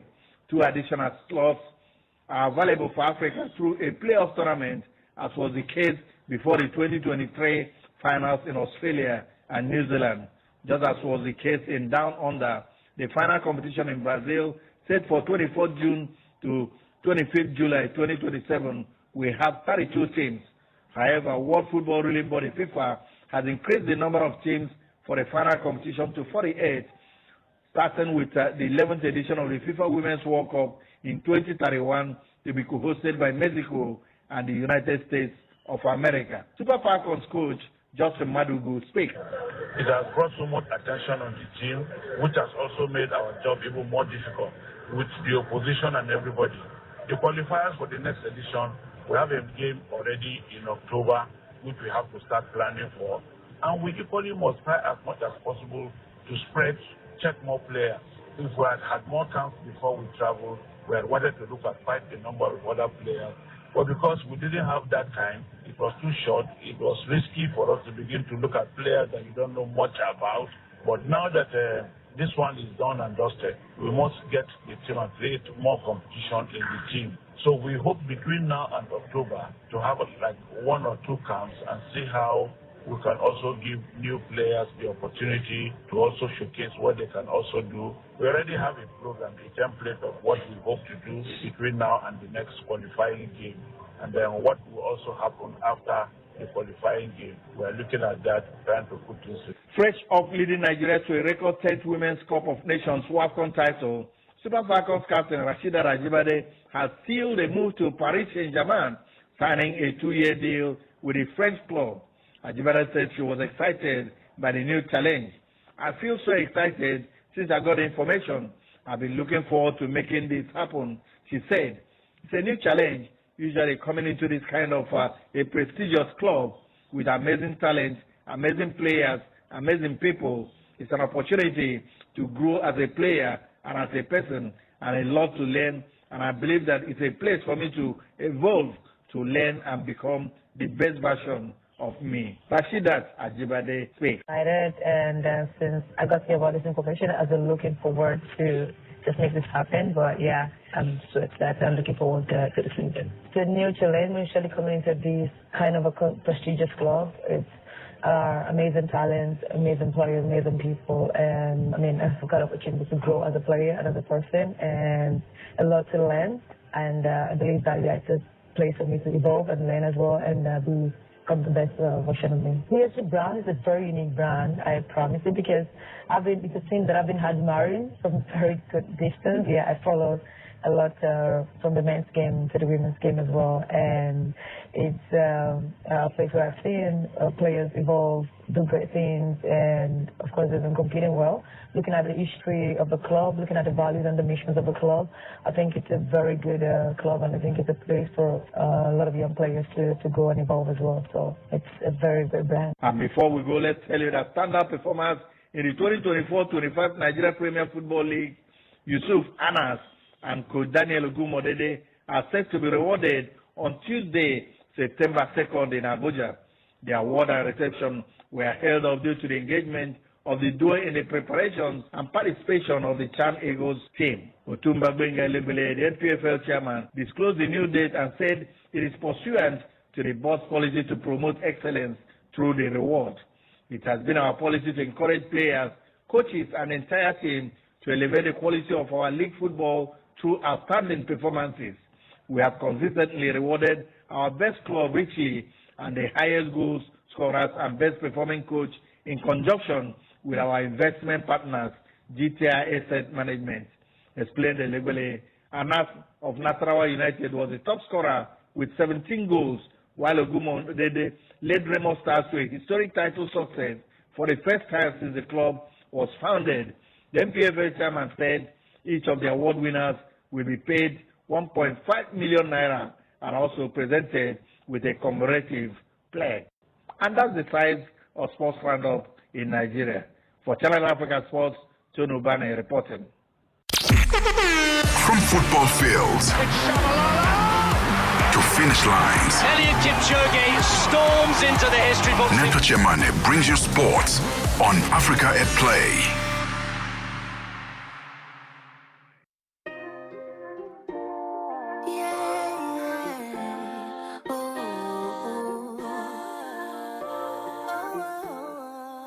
When it's time to focus on you, I will.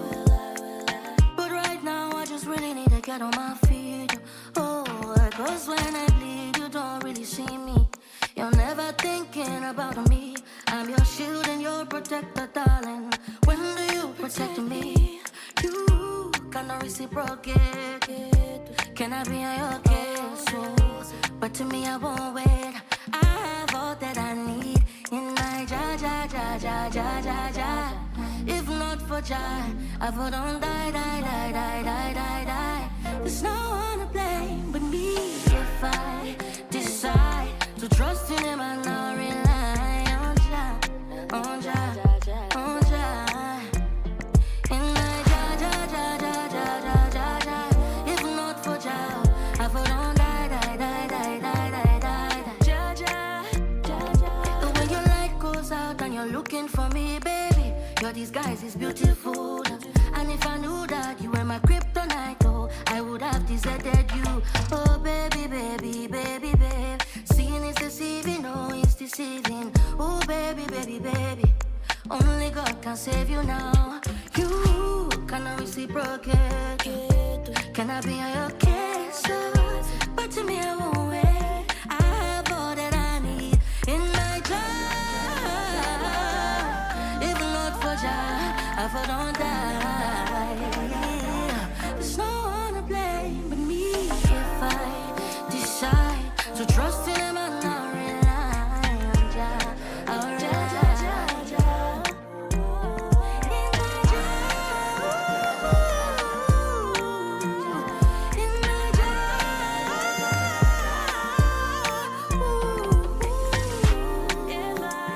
If I trust in Him and not rely on Jah.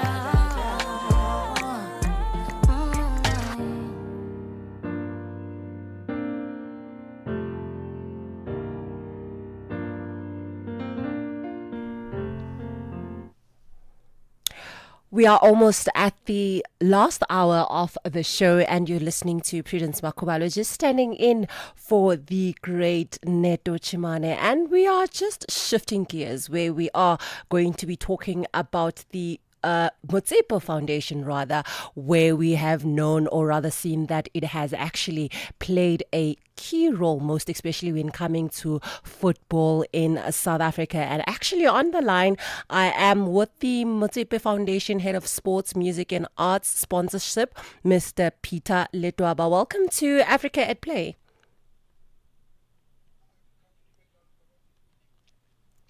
And just to get an in-depth knowledge in terms of the Motsepe Foundation, can you just tell us what this initiative is all about?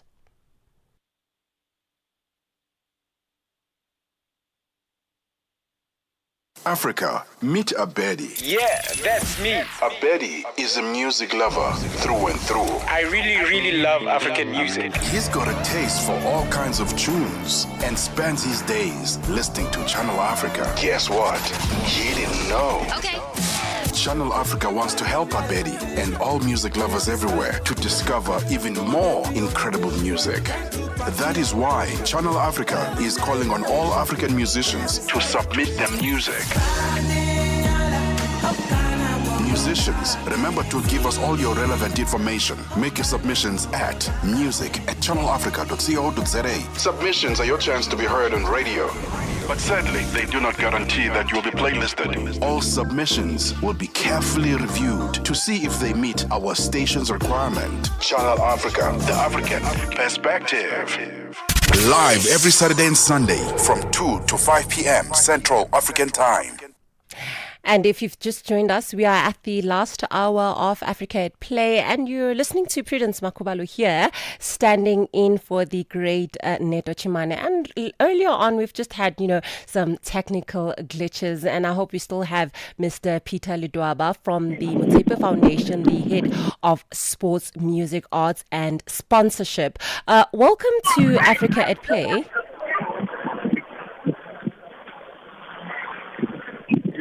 Peter, are you able to hear me? Hello. Welcome to Africa at Play, Peter. And just to get straight into the conversation, just tell us more about the football provincial finalists happening today. Yeah, thank you very much, ma'am. Today we're having the game of the Sports Championship provincial finals in KZN, held at Mpangeni High School in Mpangeni.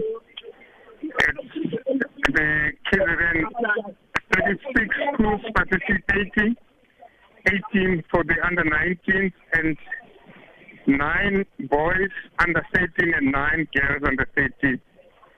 We're here now and the finals are playing, but it's a very well-organized game. And I think the KZN organizing committee has done itself with the organization here.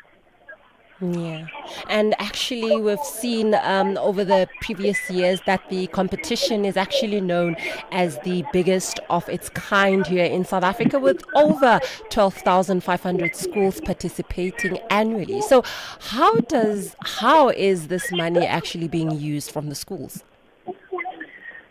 The money that gets won, the prize money that winning schools receive, is allocated to school as grants. There's no school that receives cash. The money gets used for the infrastructural development in schools. For an example, the school that will win the under 19 national finals will get a 3 million rand.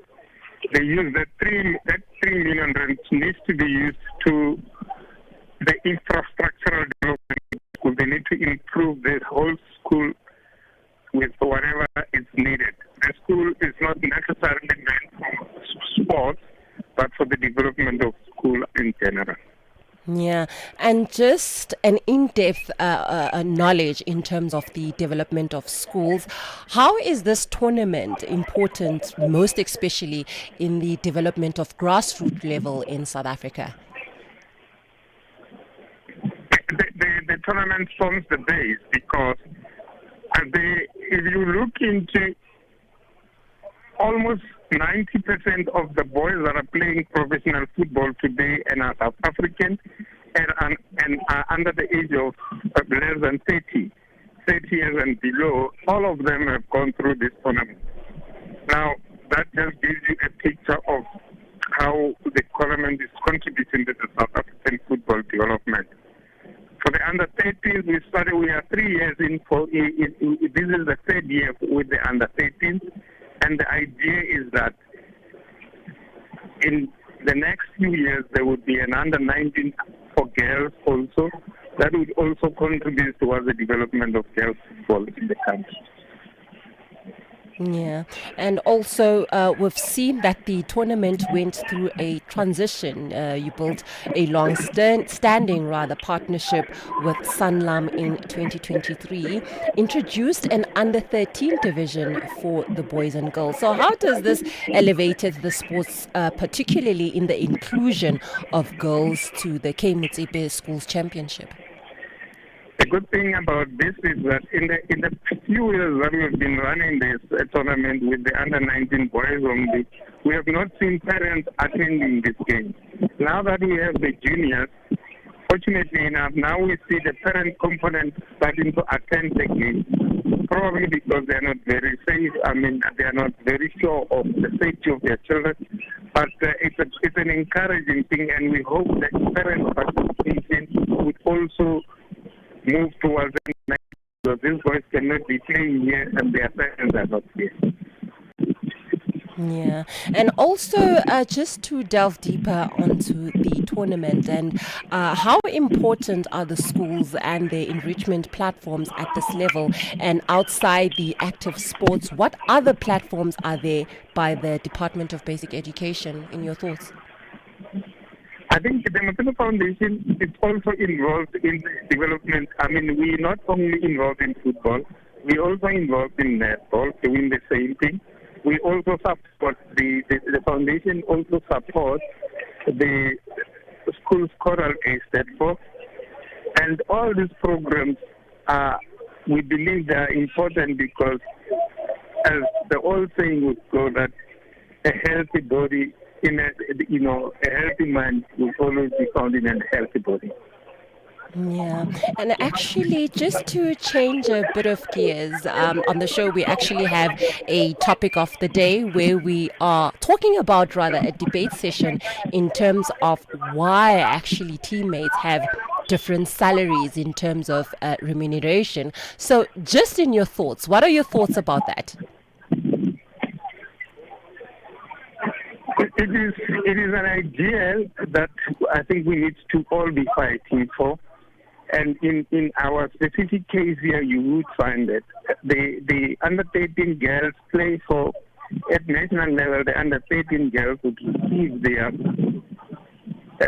1 million rand for national finals, under 13 boys, and the same amount gets allocated to the girls under 13 if they win the national finals.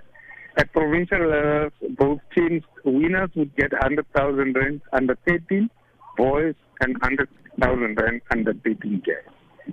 So that's the ideal we're fighting for, and you need to also take into consideration that our CEO, Dr. Prudence is a champion of fighting for human equality. Because if you would remember that in March we also had the race to gender equality, that also was trying to emphasize the question of equality between the genders. And just to get an in-depth understanding on the tournament, what are the roles do you think that the tournament plays in promoting education and also sports development in South Africa, most especially that we are actually wrapping up Women's Month? And how important is the development of women's football? It is crucial, and I think the positive thing is that our national football team for ladies is also performing well. So the young girls that are participating in this tournament have role models to aspire to, and therefore we believe that our contribution will also add to the good work that the national women's team is also doing. So it's crucial that we do this, especially now during the Women's Month, so that we can only do better, I think, and in growing the participation of ladies from what we're doing now.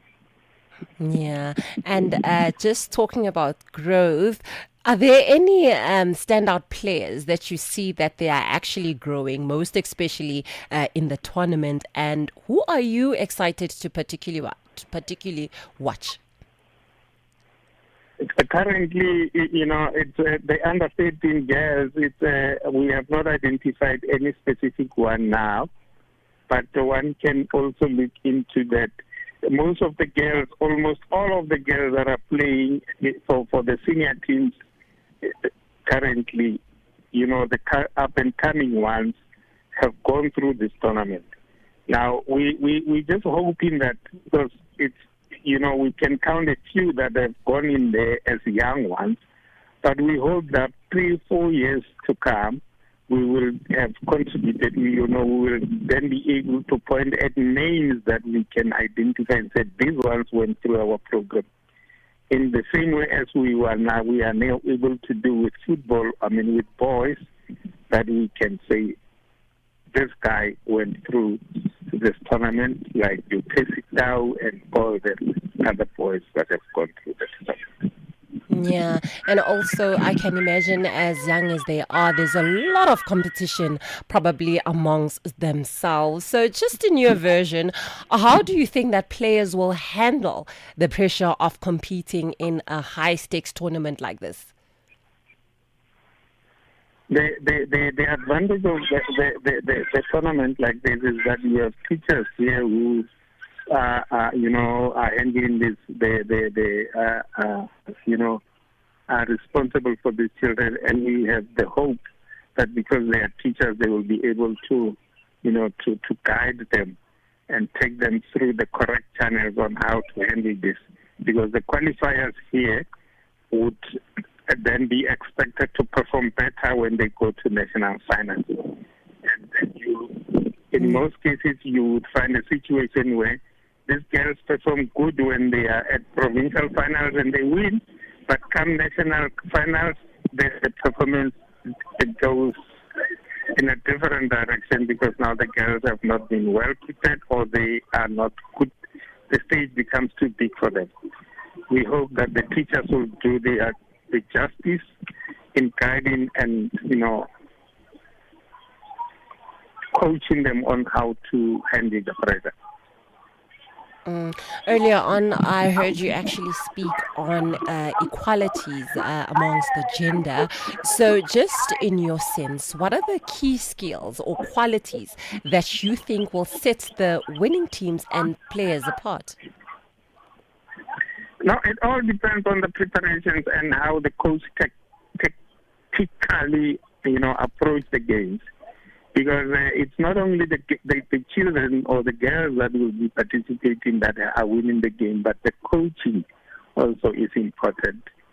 So currently, we at there's a team that you can see that they will win this game, but you wonder whether the coaching is correct, or in some cases when the coaching is good, you can see that the girls are struggling. Yeah. And then also, are there any collaborations and future aspirations of the foundation, or rather the tournament at large? No, the hope, the foundation will always, work on this tournament together with our greatest partner is the Sanglam.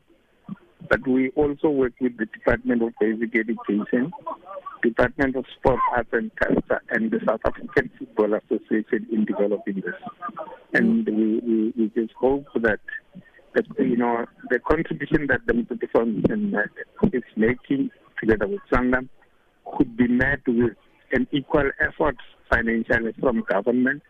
Then we shall be moving in a direction that will be giving schools more hope that they get support.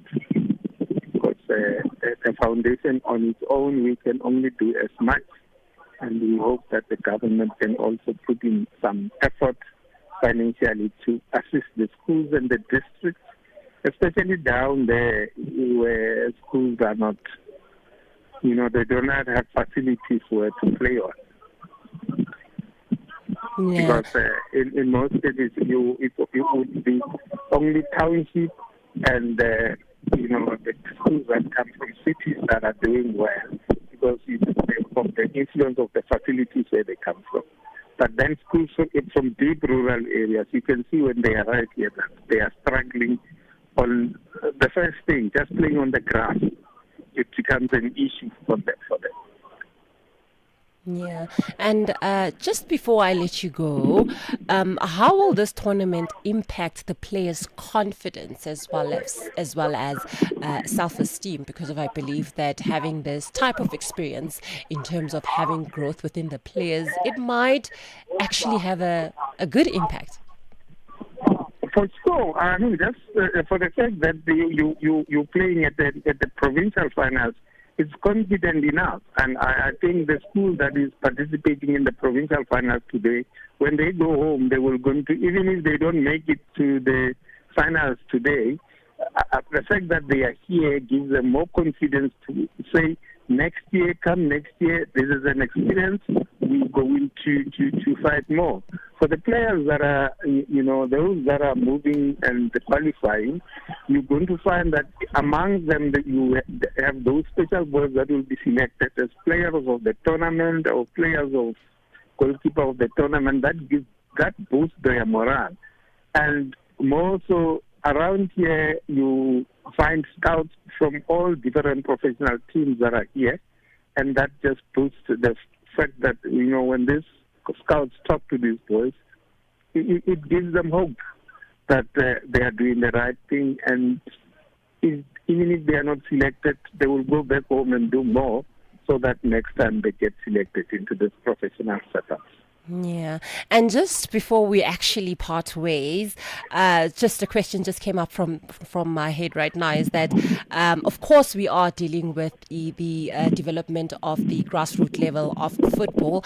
Let's just talk about more development and more sponsorship within women's football in terms of that. So what's the significance, or where can we improve in terms of sponsoring more of women's football or any other women's sporting code?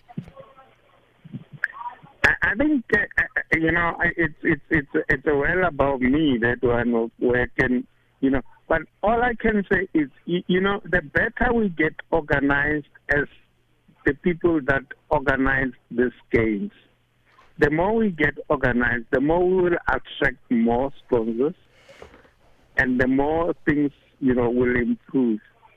Currently, you only have this Municipal Foundation being the only people together with someone that are trying to push this thing. And we hope that our effort will encourage others, because we are dealing here with under 13s and under 19s for boys, and there are other ages that are not being taken care of, like your under 15s and your under 16s. That somebody needs to take care of those kids.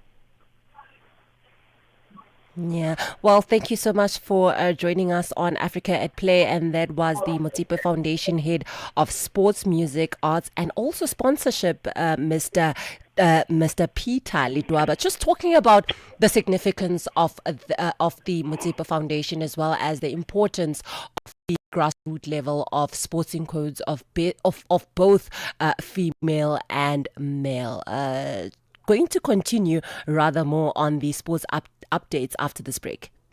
Zilipendwa na Abedi Jean de la Croix. Wewe ni mjasiriamali unajihusisha na biashara ya kuuza dawa. Jaribu kutuambia kwanza, kwa nini ulianzisha biashara hiyo? Tutasema kwamba maisha ya kila siku ni kwamba mtu anapashwa kuwa na maisha ya kuweza kujitegemea. Usitegemee kuajiriwa, lakini utegemee kujiajiri, na baadaye utaweza ukaajiri wengine. Na hiyo ilinipa msukumo mkubwa kwa kuweza kujiajiri na kampuni hii kwa ajili ya kuweza kuwasaidia wale ambao wanahangaika zaidi. Unauza aina gani ya dawa? Unasema ni dawa, lakini kwetu sisi tunaita kama vile ni pipi, ambayo ni virutubisho ambavyo vinakwenda kusaidia kwa wale ambao wanatatizwa na aina tofauti ya magonjwa. Virutubisho hivyo sasa vinatibu magonjwa gani? Virutubisho hivi vinatunza magonjwa kama vile ya kisukari, shinikizo la damu. Zilipendwa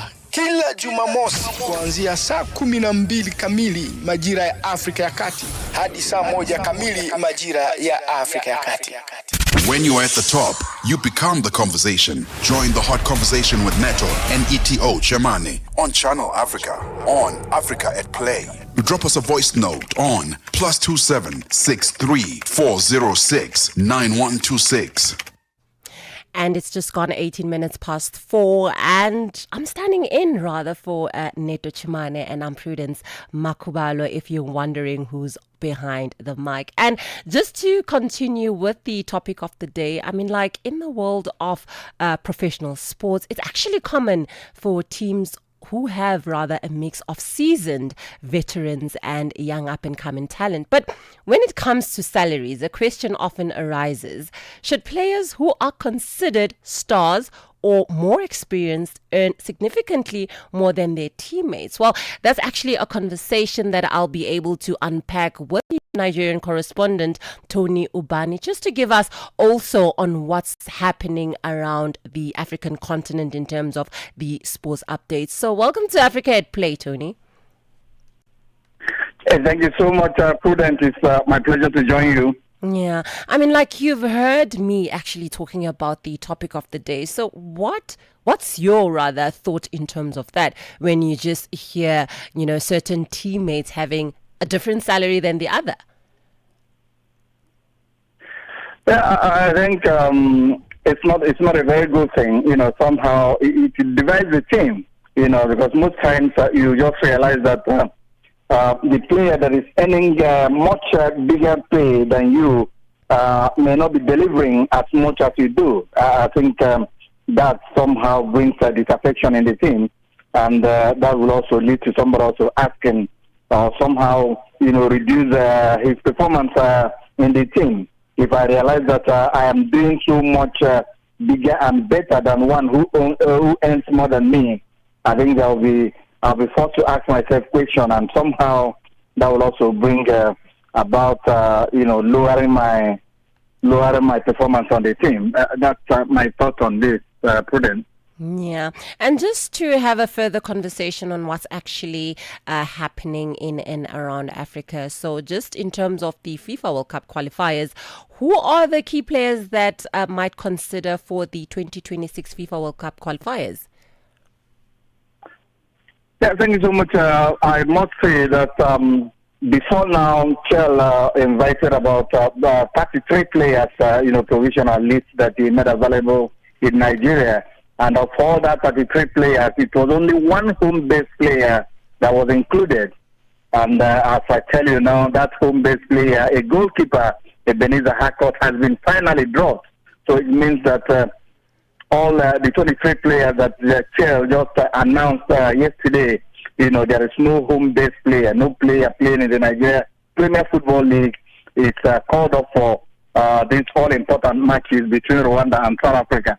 Of course, Captain William Ekong, midfielders Alex Iwobi and Rafael Onyedika, and forwards Demola Lukman and Victor Shime have been included in the final list of 23 players for next most 2026 FIFA World Cup qualifying matches against Rwanda and South Africa. Goalkeeper Stanley Wabale, who we learned has been injured, is also included. Just as defenders Calvin Bassi, Olaoluwa, and Bright Osai Samuel, midfielders Wilfred Ndidi, Fisayo Dele Bashiru, and Frank Onyeka, and forwards Simon Moses, Samuel Chukwueze, and Cyril Dessas. Grisbert Golier, Adele Adebayo returns to the group alongside Unity Cup sensation Felix Ago and Benjamin Fredericks, and forwards Crisanto Suche and Tolu Arokodare, who both impressed in the friendly with Russia in Moscow on 6th June later this year. The Super Eagles confront the Amavubi of Rwanda in a match day 7 encounter at the Godswill Fabio Stadium on Saturday, 6th September, before flying to Bloemfontein to take on South Africa's Bafana Bafana in a heavyweight class match day 8 fixture on Tuesday, 9th September. And that's the players that are definitely going to be in action for Nigeria. So I tell you, Nigeria is lagging behind in that qualifiers, and indeed, everybody is looking up to South Africa's match with Nigeria, because Nigeria believe that if they can beat Bafana Bafana in Bloemfontein, and perhaps FIFA finally, chalking up 3 goals and 3 points from South Africa, perhaps that will bring Nigeria up to speed, and of course, see them qualifying for the World Cup qualifier. Everybody in Nigeria is talking about that game, because Nigeria did not qualify in the last World Cup qualifier, in the last World Cup in Qatar, and of course, all eyes are in the match against Nigeria, South Africa. But I tell you, just as Nigerians, almost everybody is believing that Nigeria is going to turn the table, but then we have not really been doing well when we play at home. For me, I would rather want us to, look at the game against Rwanda, let us count one before we count two, because if we do not beat Rwanda, the match against South Africa will be meaningless to Nigeria. Prudence. Yeah, and just changing gears rather on the 9th National Youth Games. So what are the main goals and objectives of this 9th National Youth Games? Yeah, Prudence, it's all about discovering of athletes. As you know, Nigeria, with a number of Nigerians, so many people expect that Nigeria should be dominating in almost all things. And the 9th edition of the National Youth Games, which officially kicked off yesterday at the Stephen Keshi International Stadium at Sabah, with Nigeria's President Asiwaju Bola Ahmed Tinubu declaring the event open, represented by his special advisor on media and public communications and former Minister of Sports, Mr. Sunday Dare. President Tinubu described the Youth Games as a veritable platform for discovering and nurturing talents that have in the past gone on to represent Nigeria at continental and global levels. The President reaffirmed his administration's commitment to sports development, stressing that sports remains a unifying force for the nation. Very recently, President, alongside the First Lady, chairing the Super Falcons and the Tigers, that show of sport underscores the administration's firm commitment to continue investing in sport and strengthening development across the country. Dare said. President Tinubu commended the National Sports Commission, led by Malam Shehu Diko and Honorable Bukola Olakwade, for the efforts in promoting youth and grassroots development.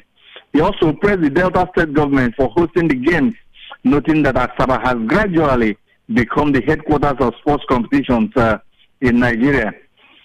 May the best teams, the best states, and the best athletes shine and win, he prayed while declaring the games open. Delta State Governor, Right Honorable Sheriff Oburuhuru, represented by the Speaker of the Delta House of Assembly, Right Honorable Emumo Timiguwo, described the event as a celebration of Nigeria's youth unity and future. He highlighted Delta's tradition of producing sports icons such as Stephen Keshi, Austin J.J. Okocha, Blessing Okagbare, and Efe Brume, saying that indeed Delta State will also be keeping up to the tradition of emerging stars, at the end of the 9th National Sports Games. Yeah, I guess we can both believe that it actually promotes also youth development and also sports in Nigeria, most especially in terms of polishing, its grassroots level. Now, coming into this question, how many athletes are participating and what are the sports that are actually being featured? Yeah, there are almost all the sports. There are so many sports, all the known sports, especially paying attention to where Nigeria is doing. I'll talk about wrestling, weightlifting, football, handball, and almost all the competitions, all the sports. They are partaking in almost all the sports, and about 6,000 athletes are partaking in this. And it's a veritable tool, like I told you earlier. The President said that it's a veritable tool where they discover so many athletes. And indeed, if there is absolutely anything that is working in Nigeria, I must say that it is sport. And it is only that tool now that Nigeria is using, to see if we can just form the fulcrum of becoming one because of our diverse nature, because of so many languages out here in Nigeria, and, almost everything, I must say, in Nigeria. There is absolutely nothing one can say or point to that is doing well in Nigeria now, except for sports and music. And that's why, almost everybody is, looking up to, engaging in sports. And of course, with the coming of President Tinubu, and of course his reward system, that has also reawakened almost all parents. Almost everybody in Nigeria now is talking, and you move in the streets, you see little kids, walking around, playing either football or just partaking in athletics. They know that sports, has really gotten up to be, something that sustains the family. Remember the Tigers that won, where they were rewarded with $100,000 each, and of course national honors, giving them houses. So everybody wants to partake in sports, and that's exactly what is happening in Nigeria. It has reawakened, so many people, especially women, that do not want to allow their children to partake in sports. Yeah, and actually moving swiftly at the NPFL matches. I mean, like, what are the predicted lineups for Bedendal Insurance versus 3SC? Yeah, the NPSL is just, this will be the second match of the season, because actually Nigeria season, started last week. And of course, we noticed a lot of, draws that happened, but I think that this time around, almost all the teams are waking up, putting on players that they bought from the market. But today, Bendel Insurance will be home against Shooting Stars Sports Club. And of course, these are one of the two teams are among the oldest players, oldest team in Nigeria. Bendel Insurance and Shooting Stars Sports Club, their first games, they ended up in a draw. But this time around, Bendel Insurance staying at home. We definitely want to try Shooting Stars, for size. But I think most interesting games will equally come up tomorrow when Bayelsa United will be hosting Barao FC. Barao FC, just came into the league, gained promotion from the Nigerian National League to the Premier side. And their outing last week, was a surprising one, where they just, engaged Rangers International and came out on a scoreless draw. Of course, the most successful team in Nigeria, of course, in Africa, Enyimba International, the only club that has won the Champions League, CAF Champions League, that is, back-to-back. Enyimba International will be home against Niger Tornadoes, and no other Nigerian club has won that continental diadem except Enyimba. So they will be home against Niger Tornadoes, and Wiki Torres will be traveling to Kano Pillars, where they will engage them, and Abia Warriors, that had a very fine outing with Coach Imam Amagob. So, against Katsina United will be traveling to Nasarawa United. Their coach, Amama Okpawo, a former ex-international of the Super Eagles, says that this time around, that he has started well. And of course, the first game, will definitely see that Abia Warriors will be the ones that will win the league. We have Plateau United hosting Katsina United. Rivers United, will be home against Kwara United. And Warri Wolves will be also hosting Rangers International. Ikorodu City will also be at home against El Kanemi, while the defending champions, Remo Stars, will be traveling, to engage Kun Kalifat FC, another team that is its debut at the Premier League in Nigeria, Prudence. Yeah. So what's the schedule looking like for the rest of the week, and which teams are in action? I mean, like, are there also any rivalries or a must-watch match coming up? Yeah, in the league, with like I mentioned, I've read out all the names of teams that will be engaging themselves, this week, and we're also looking up. That Nigeria will also be participating in the Under-20 World Cup in Chile, and that's one other thing that's so interesting. And almost all the players and the team, they are engaging. They are already in camp, and of course, they are also talking tough that Nigeria will do well. At the youth games, it has always been, and Nigeria has always been there, winning almost everything, except at the CHAN level that we saw that, the home teams did not do well. And that also accounts for the fact that among all the players that we mentioned earlier, that Eric Chell has invited for the all-important matches against Rwanda and Bafana, there is no home player that is included. But that, to me, also somehow, does not mean well for the Nigeria Premier Football League, because that what it means is that the Nigerian Premier Football League is not growing. It's at a time like this, players are not being considered for the senior national team, and it's become a very talking point in Nigeria, and almost all the players are moving away. This time around, almost about 3 players left Remo Stars, the defending champions of the Nigeria Premier Football League, and they went to leave as low as Iraq and Iran. It's so concerning, and it does not in any way mean well for the Nigeria Premier Football League, Prudence. Yeah, and just actually talking about an in-depth conversation on the, Nigerian football. So, how do you think that the Nigerian football will perform in the coming years, given the current talent and also structure? Yeah, there's a glut of talent in Nigeria, despite the fact that if you look at the league, that they are not doing so well. Players are coming up, and most of these players are immediately they come, they go. So many other clubs, so many scouts, are always looking at them and then throwing them away. And that means the Nigerian leagues or the locals here, are not doing well. But then there are so many people also that are just taking part in sports elsewhere. And remember, the Nigerians are almost everywhere in the world. So what it means that Nigeria draws most of its talents, from everywhere in the world where they are doing so well. They then back home, the younger ones that are coming are going out. And this is attributable to the fact that that Nigerian economy is very, very bad. It's very, very poor. So almost anybody that gets to be paid $1,000 or $2,000 outside Nigeria, that's a lot of money. Before, in the past, it wasn't like this.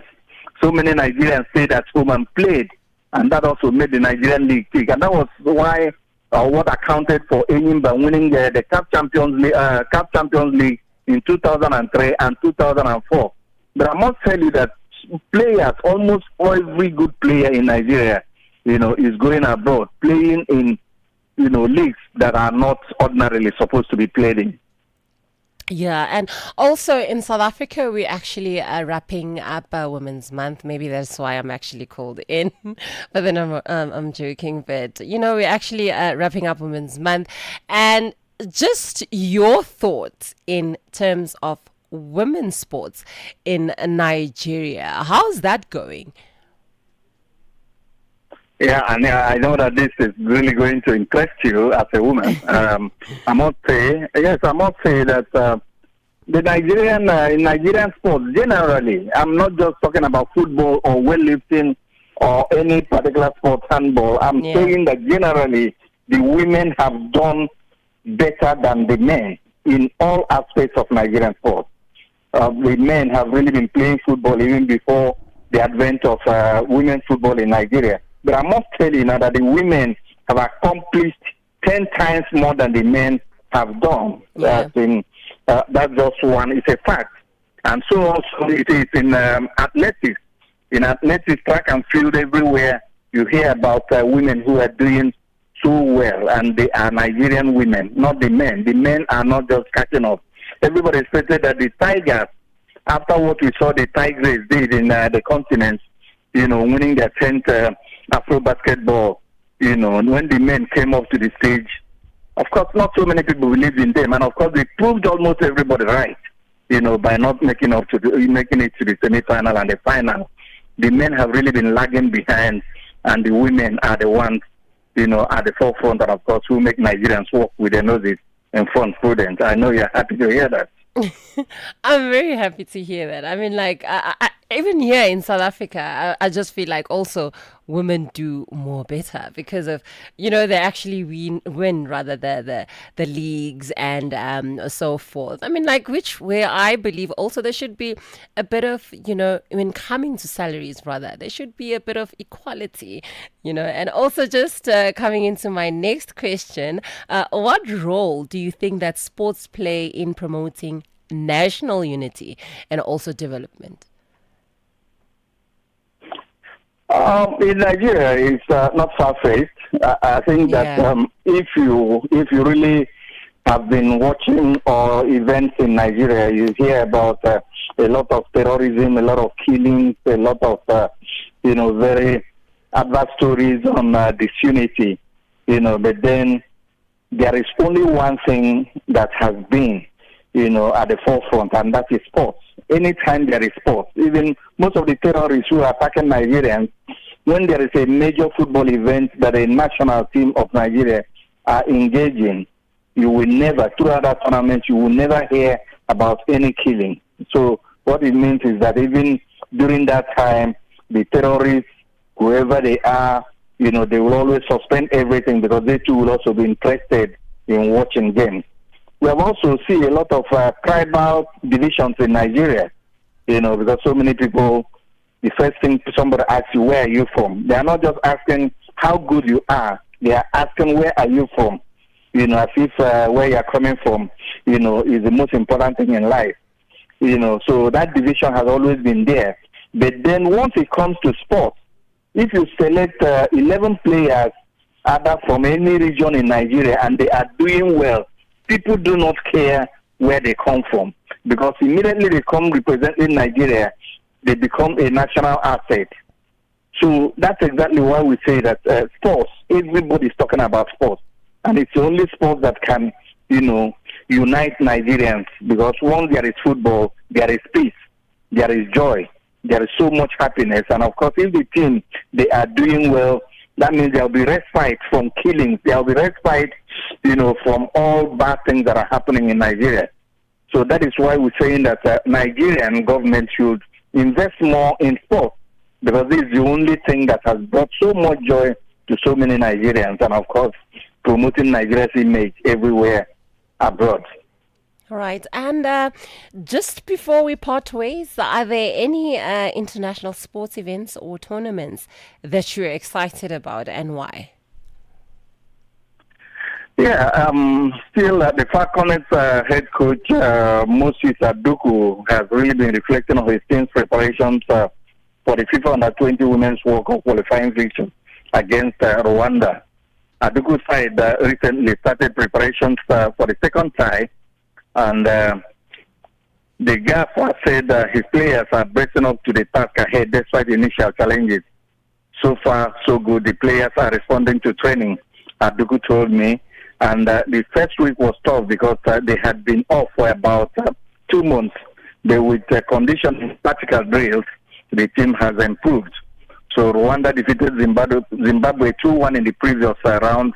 Aduku labeled the East Africans a very strong opponent. Rwanda is a strong side with pace and good teamwork. They will have studied their matches, and we are working on strategies to neutralize their threat.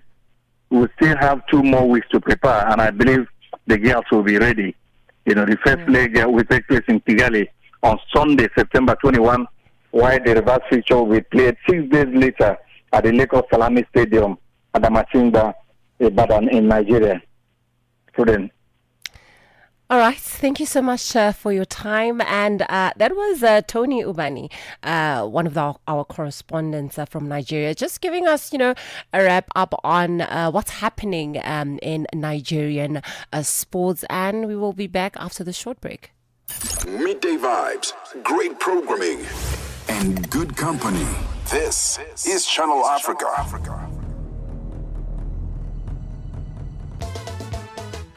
Good day. Papa Falcone Yambalo yo yaka na Bible Nakoloba te Systeme eza ya Nzambe Alobaka te Misala imona na kakaka Le grand moyen R.O. Nathalie Bumba zéro faute Kaya Kaya Musha Joseph Berthier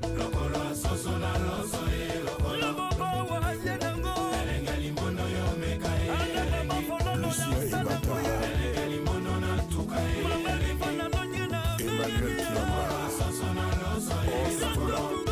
Robert Brassa Claudicia Marius Bayende J.R. Ecoli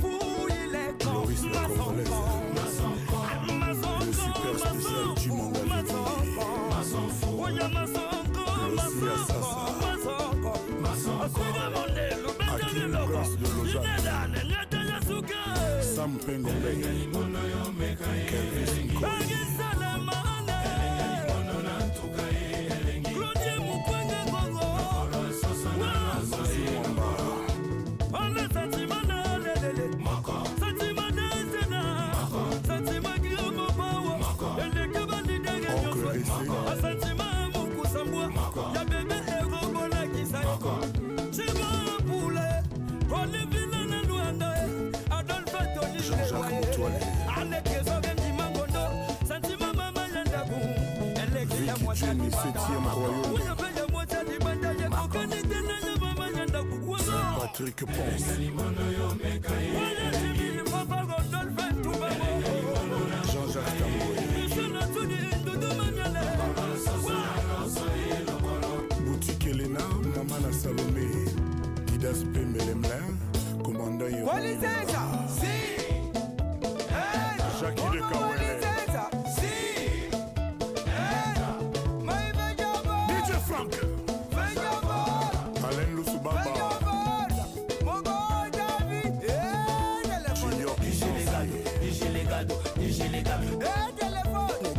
Comment voir Hector Gauthier, Del Pirlo, Nassé, Vincent Gomez, Nassé, Bamama, Nassé, Dilliston, Nassé, Angelo Central, Nassé, Saint James, Nassé, Matata, Nassé, Inoël Ngoya, Nassé, Mama Rifana Londres, démocratie, Ballon d'Or Thibaut Apula, Kajos Mafolo Kassinti, liberté à bateau, respect, Didier Pereira, Nassé, Nassé, Tutu Roba, Nassé, Nassé, tout le monde Nassé, Aimé Salo, surtout Nassé, Nassé, Sam Penga, leader, Daya Shop, et Folka Kisukisa les Mouta.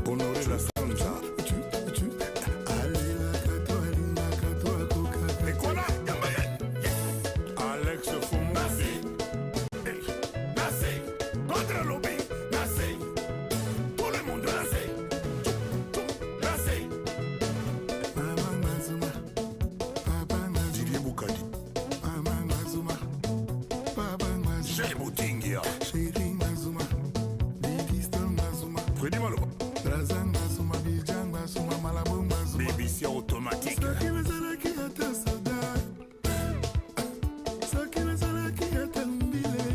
Amadou Diaby, Antonio Soare, Antolo Ngange,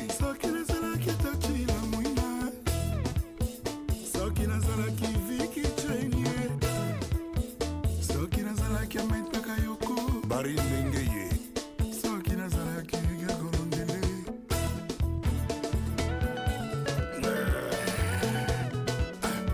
Ali Moussene,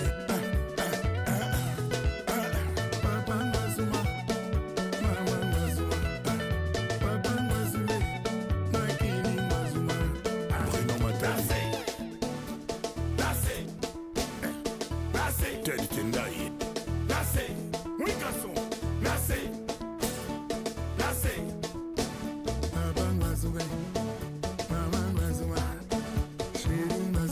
Emmanuel Kianda, Germain de Noble, Nana Imboto, Yeriki Mafuta, Michou et Patricia Matonda. Peuple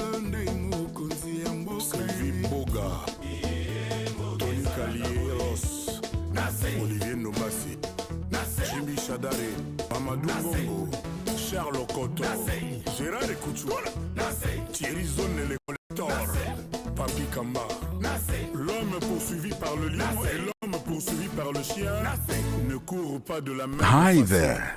Do you want to elevate your business and give it a voice in South Africa and Africa as a whole?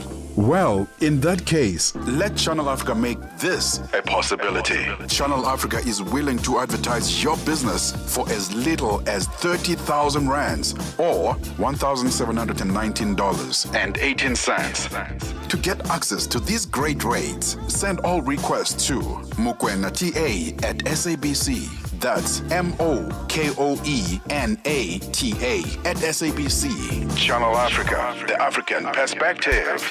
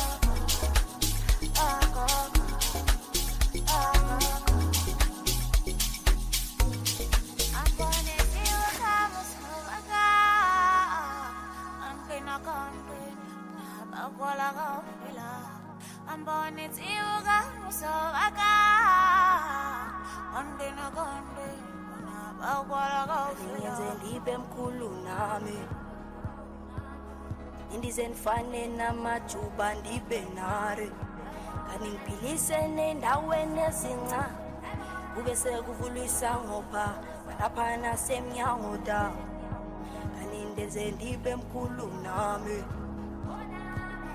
indizendifane namajuba ndibe nare kaningipilise nendaweni ezinca kube sekuvulisa ngopha lapha nasemnyango da asebona ngathi kubaliwe bulani madoda funa ngize ngicele msamo ngikelo ngomzimba wetempela ngeke makhona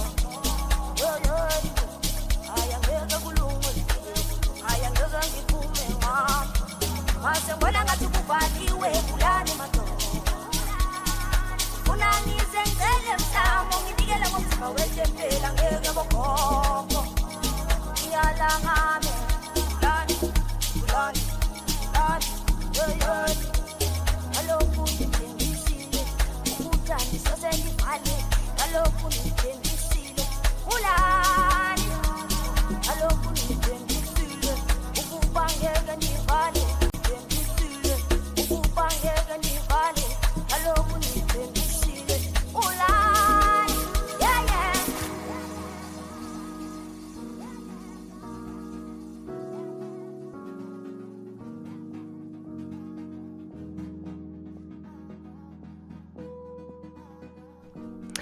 And that was Calvin Momo and a musical chef, a beautiful music rather, called Abogogo. That's if you actually, believe in ancestors. Well, actually coming up on the next show rather, I'm actually joined by a great gentleman right next to me. If you could just introduce to our listeners at home. Bonjour Prudence, c'est joli nom Sungood et je suis là pour Mix Vibration. Okay, so what's coming up onto the show? Nous aurons une très bonne musique africaine sur Mix Vibration et nous avons un invité qui nous vient de la République démocratique du Congo. Il s'appelle Michel Kamwena. Avec lui, nous allons discuter de son album, de sa carrière musicale et pour faire du bien à tous les Africains. Voilà. And that's actually what's coming up right after Africa at Play on Mixed Vibrations. And that's a wrap for today's episode, rather, on Africa at Play. And thank you for tuning in and joining the conversation, most especially about, unequal pay in team sports. And we hope that you actually have enjoyed today's discussions, not just only with me, and I'm actually with one of the greatest, sports producers, Andy Mali, who has been, made this show possible, as well as being joined by one of the people who have on the, connecting the dots rather, just to make the sounds you to hear on what's happening on the show, which is Stumi Maleka. And till next week.